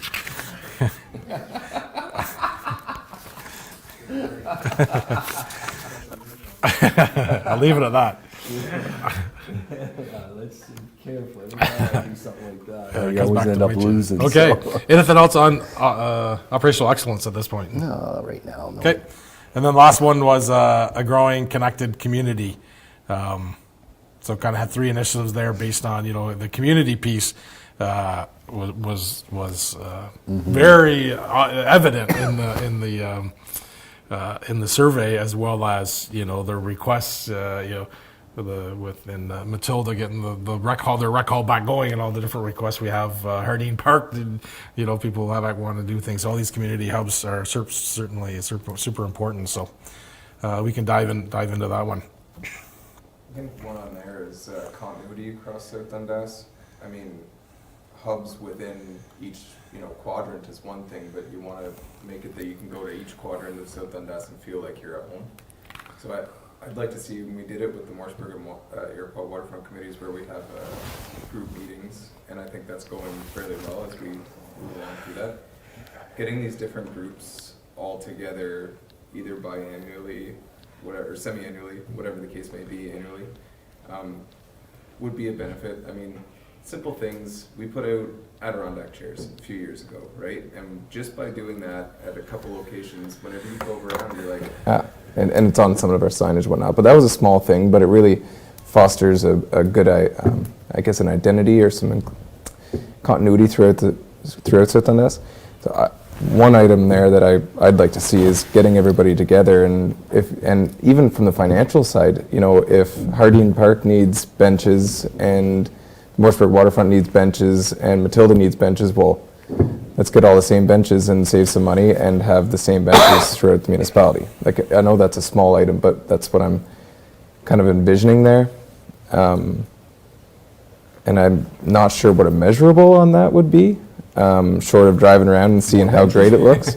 But Public opinion and feedback, Yes. right? Yes. That's how you the scoring of when if we ask the same questions again, Yeah. did that question improve its rank? Yeah. That's kind of how you can score some of those things. So it'd be nice to just get everybody together on some of this stuff.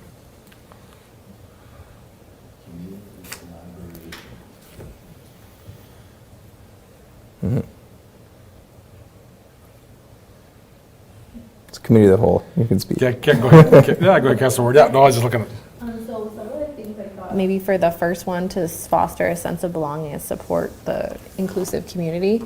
So we've talked about recognizing volunteers. I know we've talked about it in depth. I think that's immeasurable. We've never done that, to my knowledge, in South Dundas.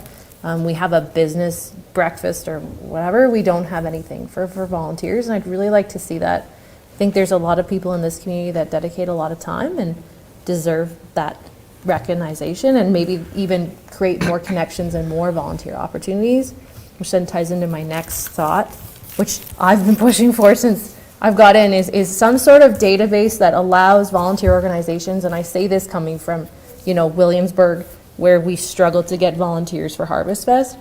If we could post saying, we're looking for this within this municipality, and they could advertise that, or it could be shot out to all these different organizations to say, hey, we'll help you with this event, can you help us with our event?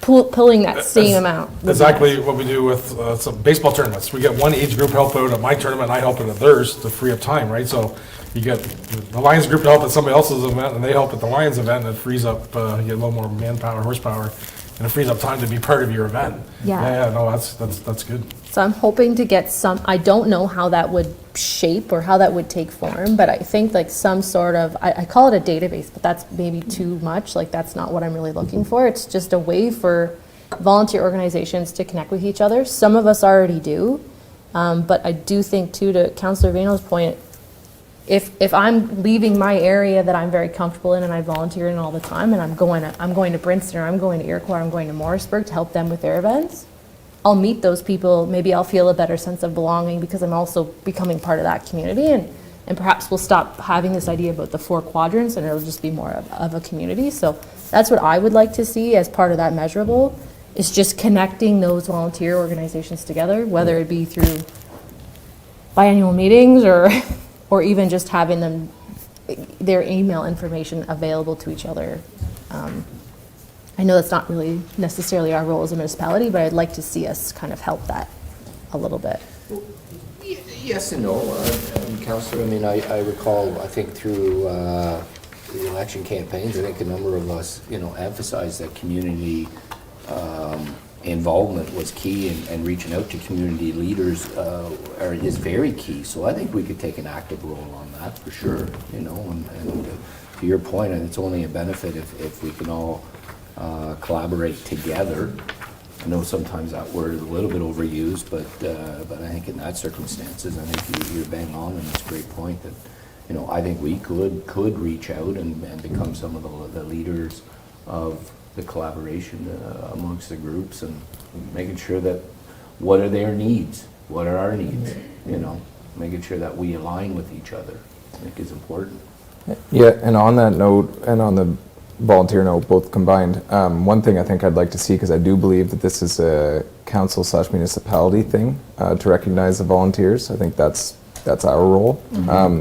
Something that we still do, with the Snowmobile Club, is that there's an annual either breakfast or dinner, and there's awards for the first year of volunteering. The youngest, I can't remember the terms, but most years served, or categories or different. So picture the ECDEV awards that are given out every year, something along those lines, and recognition for these people that are, they take on huge roles around here.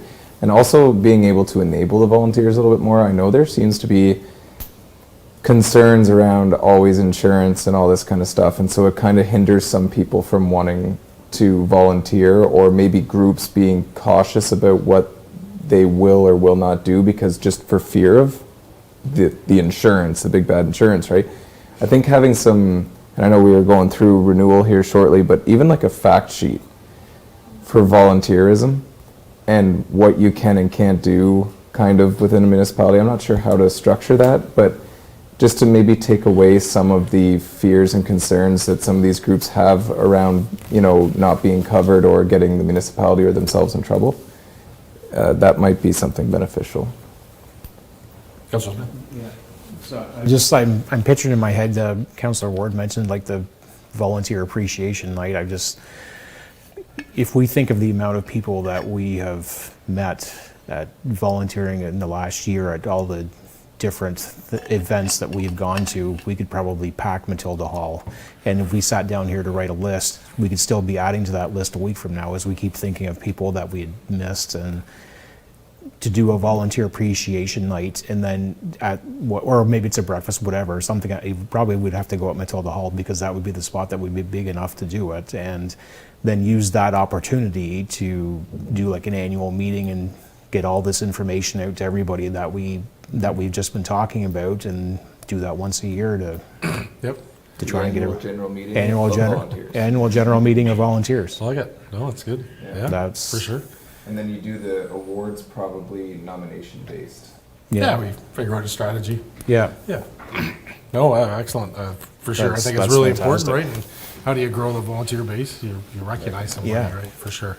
And I do know we do individually a lot of thank yous, right? That we're out in the events we go to, but an event definitely could add to that. Yeah, for sure. I think to Councillor Beaman, too, that you just raised something while you were talking about, you know, we talk about having business packages, and we talk about having a new homeowner survey, or like, you know, you move into town, having a survey. I don't think there's anything wrong with having do you want to throw an event in South Dundas? Here's what you need to know. Like, if you're new, right? Like, let's say Tubies never existed. Well, how do you start Tubies? You wouldn't even know where to start. So I think if we have something, you know, if I want to throw art on the waterfront, or I want to do something, like, where do I, like a checklist, like Cole was saying, if we could have that developed by the end of the year, I think that's relatively simple, because we kind of already know, right? From a municipal standpoint, what, if you want to have it in one of our parks, you know, maybe you have to book the park or the space with it. So that, just that information, I think it's fairly simple. So if we could have something like that by the end of the year. It's just pooling information. Yeah. And it would be an asset, I think, to anyone who's looking to throw any type of event, right? Volunteer or not. Yeah. And just by the way, the Tubies start in Town, which is the heart of South Dundas. I'm only saying that because Cole and I live there. We'll have to raise taxes. We'll have to raise the taxes.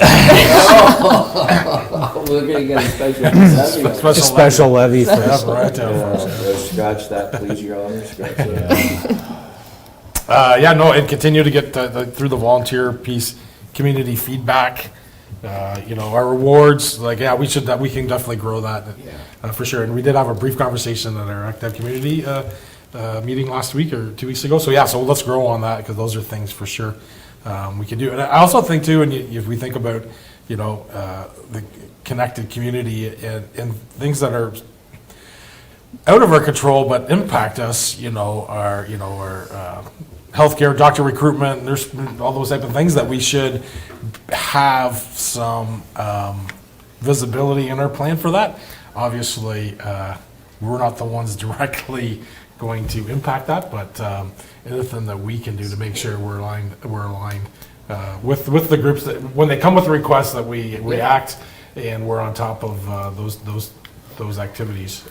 Yeah, well, I think you've said it. I mean, I think we need to continuously engage with our local clinic on doctor recruitment and Dr. Crabtree and the group that's been created with her. The Great River The Health Great Team. River Health. I mean, Yeah. I think we talked about that, creating a marketing package to go along with Right. their recruitment and to get out there in front of, and potentially, I mean, I guess, again, we've got to talk to them a little bit more in depth. We've already started the discussions, we've already met with them a couple times, and I think we continue that collaboration, but I think I always still go back to it, and it's been a success, is that if we can get in front of new graduates before they graduate and say where we are and give them a package, that puts something in their mind. Right, and I know businesses do that. I know our business does that. We go along, and you don't hit them after graduation. You try to get to them before graduation. So I think that's collaboration or continuous discussions with health experts is definitely needs to be part of this plan. And again, that's a measurable item, and it's not just measurable item. And okay, we met them 5 times, but we did create the package. We did go to visit the schools. Hopefully we are successful in getting something, but it's one of these, and we can talk about it in length, it's 400 and how many municipalities, 400 and some 440. 440 that's all struggling with the same thing, right? So, but I think it just, that's something that we should continuously be involved in, you know, and part of that plan, I think. Jogged my memory, you're talking about the chair branding. The chairs, the Adirondack chairs. Oh, Yeah, yes. Brand, going back to that for like a branding, right? So what are things that we do that are brand, that, how can we think about the brands? What's the Dundas brand, right? So, as, whether it's in the growth area, right? So continue to think on those things. Certainly, growing connected community, I think we also have an opportunity, you know, in this section where we could take a look at the studies we have done, you know, the asset management planning, recreation, master plan. We can input some of those line items into this area to say that we're reviewing it, we're looking at it, and we're aligned with those as we check things out. Think about our road study. So it's been several years now. Well, we've done a lot of roads, right? So I start checking them off, right? Let's go through that study and which ones do we move ahead of others because it deteriorated faster, right? So we can make the connection in this objective to making sure that we connect the dots, right? So and if we have studies out there that we can't act on because we don't have the money, then we can say that, right? You know, we've got this study done, and we're just waiting for the right time to act on it.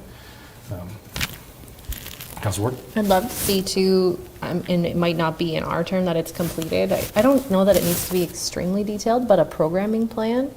I think our municipal programming in recreation does an excellent job of connecting and creating a sense of community in certain hubs. But I'd love to see like what the idea, like you had mentioned already, like what's the participation in those programs and if we need to do more of them, or like what are some of the thoughts from the survey? Because there are some ideas in that survey about some ideas people have for that. And I think that ties to volunteers too, because I'm sure we could probably get volunteers to do some of that programming.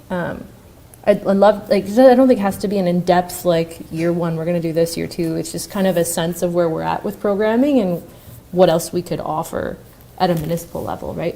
Like, I think we're doing an excellent job with after school, and we have a lot of kid programming and senior activity programming, and I would like to see that continue. So an idea for the future. Right, and that's how things can grow into clubs that then volunteers look after. So you think about the pop-up shops. So we created the pop-up shops, right? And you know, the kind of some of the vendors end up now they're in the Seaway Guild store, right? So they kind of started in the pop-up. Same thing, right? You know, we've got a cheer team going, right? Well, that could grow in a club starting and volunteers actually look after it. The municipality doesn't look after it anymore if a club starts up, right? So fostering those things. And if it doesn't start up, fine, but those are ways to think about how, you know, you foster future growth in those areas, right? You get a club started, you get enough kids going. I mean, that's how baseball and minor hockey all started years and years ago, right? Right.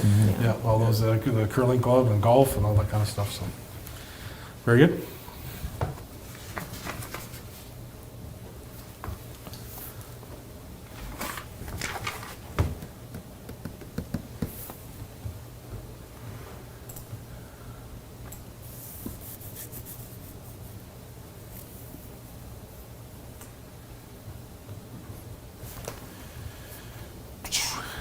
I'm just sitting here thinking right now of the deputy mayor at Brock University in St. Catharines talking to the second-year nursing students.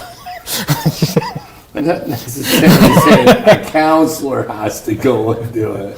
It's simple. All you have to do is you have to tell them, move here, you can buy a house for $350,000 right? Instead of 1.2 million somewhere in the GTA, and you'll have their attention. You know, and some of the other things too on the community aspect and volunteer aspect. We've got some folks that, you know, pick a garbage or you adopt a highway programs, all those type of things. We never really talk about their programs that are run either at the county level or municipal level, right? So we can think about that. Well, we can ask for suggestions. Ask for suggestions. Meeting of You know, volunteers. Yeah. the bees, tree canopy, bees, pollination, all are things that always kind of come up, right? And I'm not suggesting that's what we're going to own, but things that you get volunteers involved with that make your community better, or that's what you recognize people for. Yeah. Right. Yeah. Mm-hmm.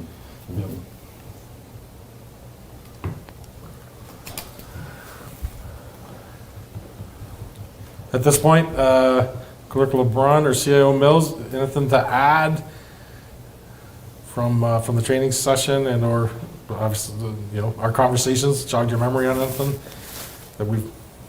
Okay, so through you, Mr. Mayor, we'll take the information.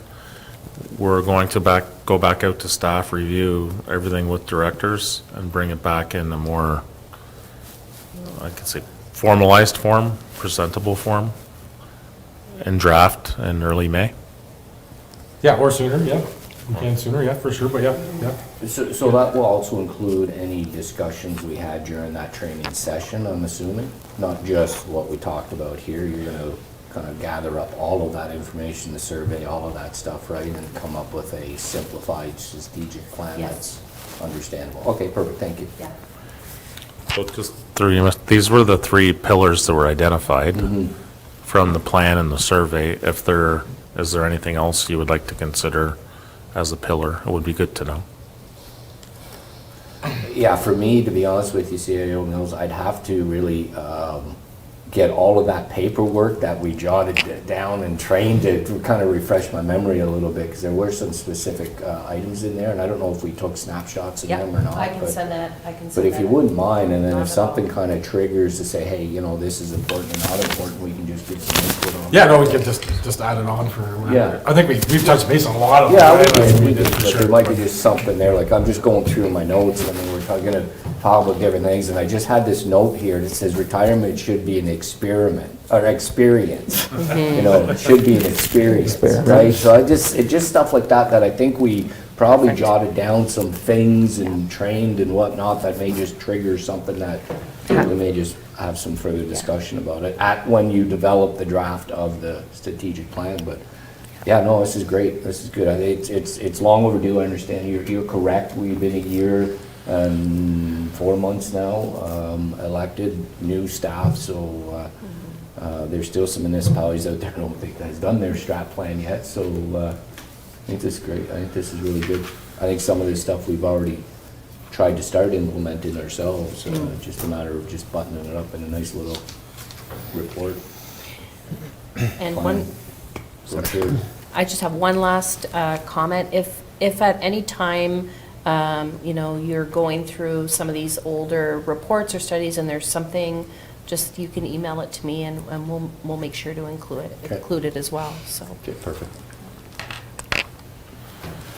Councillor Smith? Yeah, I did have a few other things Yeah, I of was course, thinking yeah. about. It's kind of off-topic stuff we haven't really talked about yet tonight, but it's more like just building and capital projects. I don't know, is now a good time to bring it up, or I suppose we are strategic planning. Yeah, so yeah, it's no, just for what I sure. was Go ahead. thinking. Yeah, you have So comments? I did have a few things for Director Jansen. It's whenever the arena lobby entrance project that we're doing, so what, if we wanted to pick, so when we go ahead, or if we go ahead, whatever happens with the lobby project, when should we do, is there a defined end date for that, for the arena? In terms of how much longer it's gonna last? Yeah. Councillor Smith. It could be tomorrow. A lot of things come down to maintenance. Like at the end of the day, in 2017, 2018, we put a new slab, new boards, upgraded the chiller room. That all happened, and a lot of that stuff, the mechanical stuff has about a 20 to 25 year lifespan. For the slab, you're looking at a 75 to 100 year lifespan. Yeah. The roof was in the 2000s. The roof is in the 2000s. A lot of the core of that building is actually relatively new. And by relatively, I mean it's within 20 years. Yeah. Honestly, a lot of the stuff that got ignored was the cosmetic stuff. The lobby, the front steps, the dressing rooms, the stands, they aren't modern in what you'd expect in a modern amenity, but like at the end of the day, if we probably put another 5 to 6 million, yeah, it's a big number. We're probably still looking at getting another 30, 40 years out of that building if we really wanted to. Like we could probably get another compressor life cycle out of it, out of the slab and the roof and those big infrastructure items within the building. But obviously, you'll see a little bit more of that as the asset management plan comes out here in June and July. But the core infrastructure of the arena is in actually pretty good shape.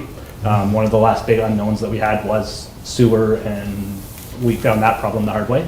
Yeah. And So that's upgraded now. So a lot of those things, we're starting to see the life cycle of those end, and now we're more into a little bit more of the cosmetic.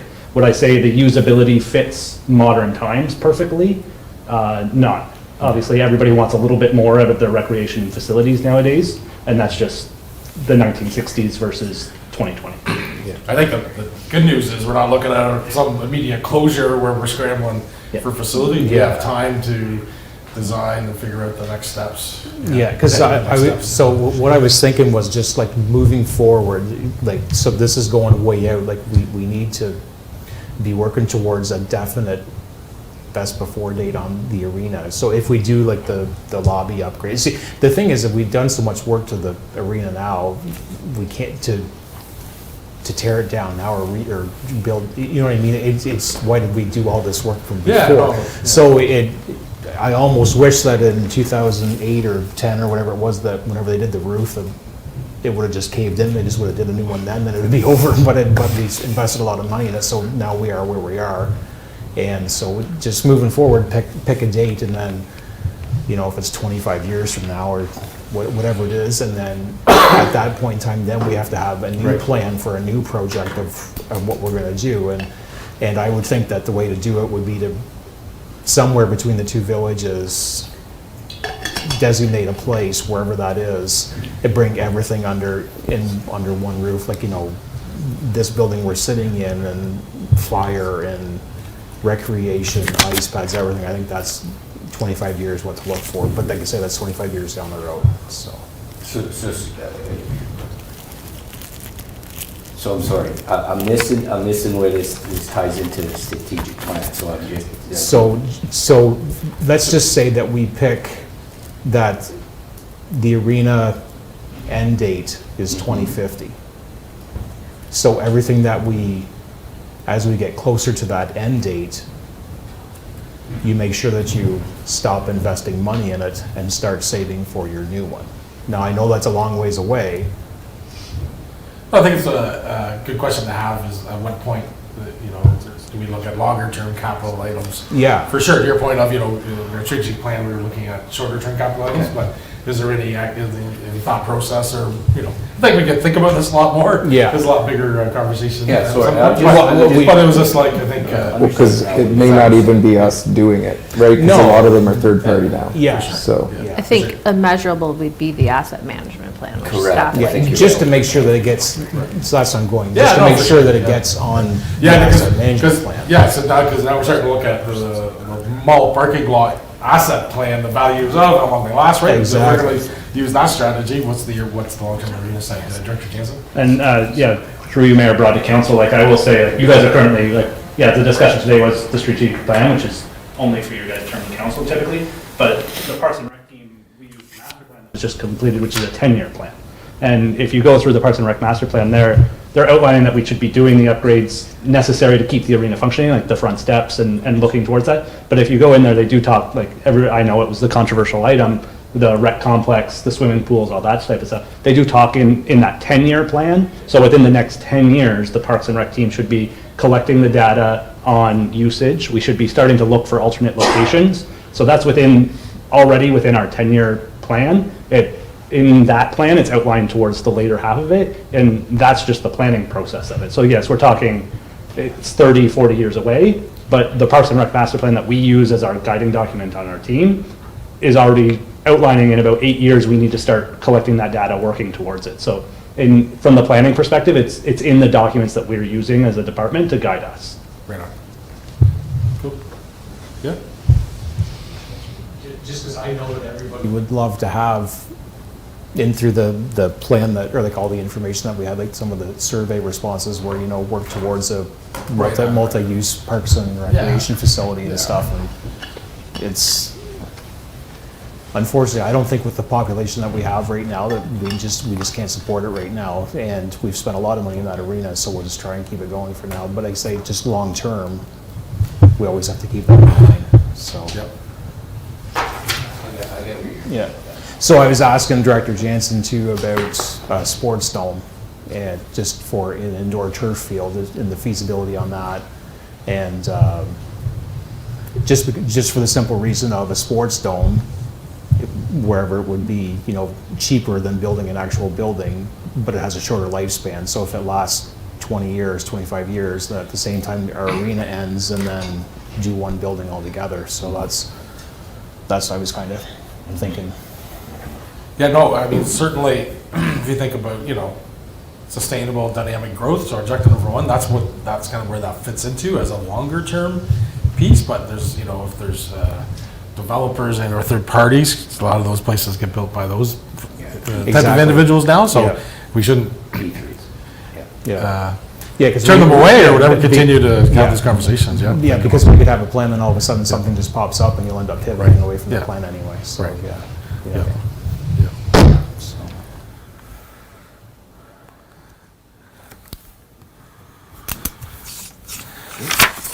Any other comments? I have a motion that council now adjourn to call it the chair at 8:13 PM. Moved by Councillor Vino, seconded by Councillor Ward. All in favor? Carried. All right, as we close the committee of the whole meeting for Wednesday, February 21st, thank you for our staff and the council team for all their work in this area. Looking forward to seeing the draft document as soon as possible and start working on those items as we move. Yeah, highlight that or whatever. That's right. So. For sure. And thanks to all those in attendance and those watching us online. And until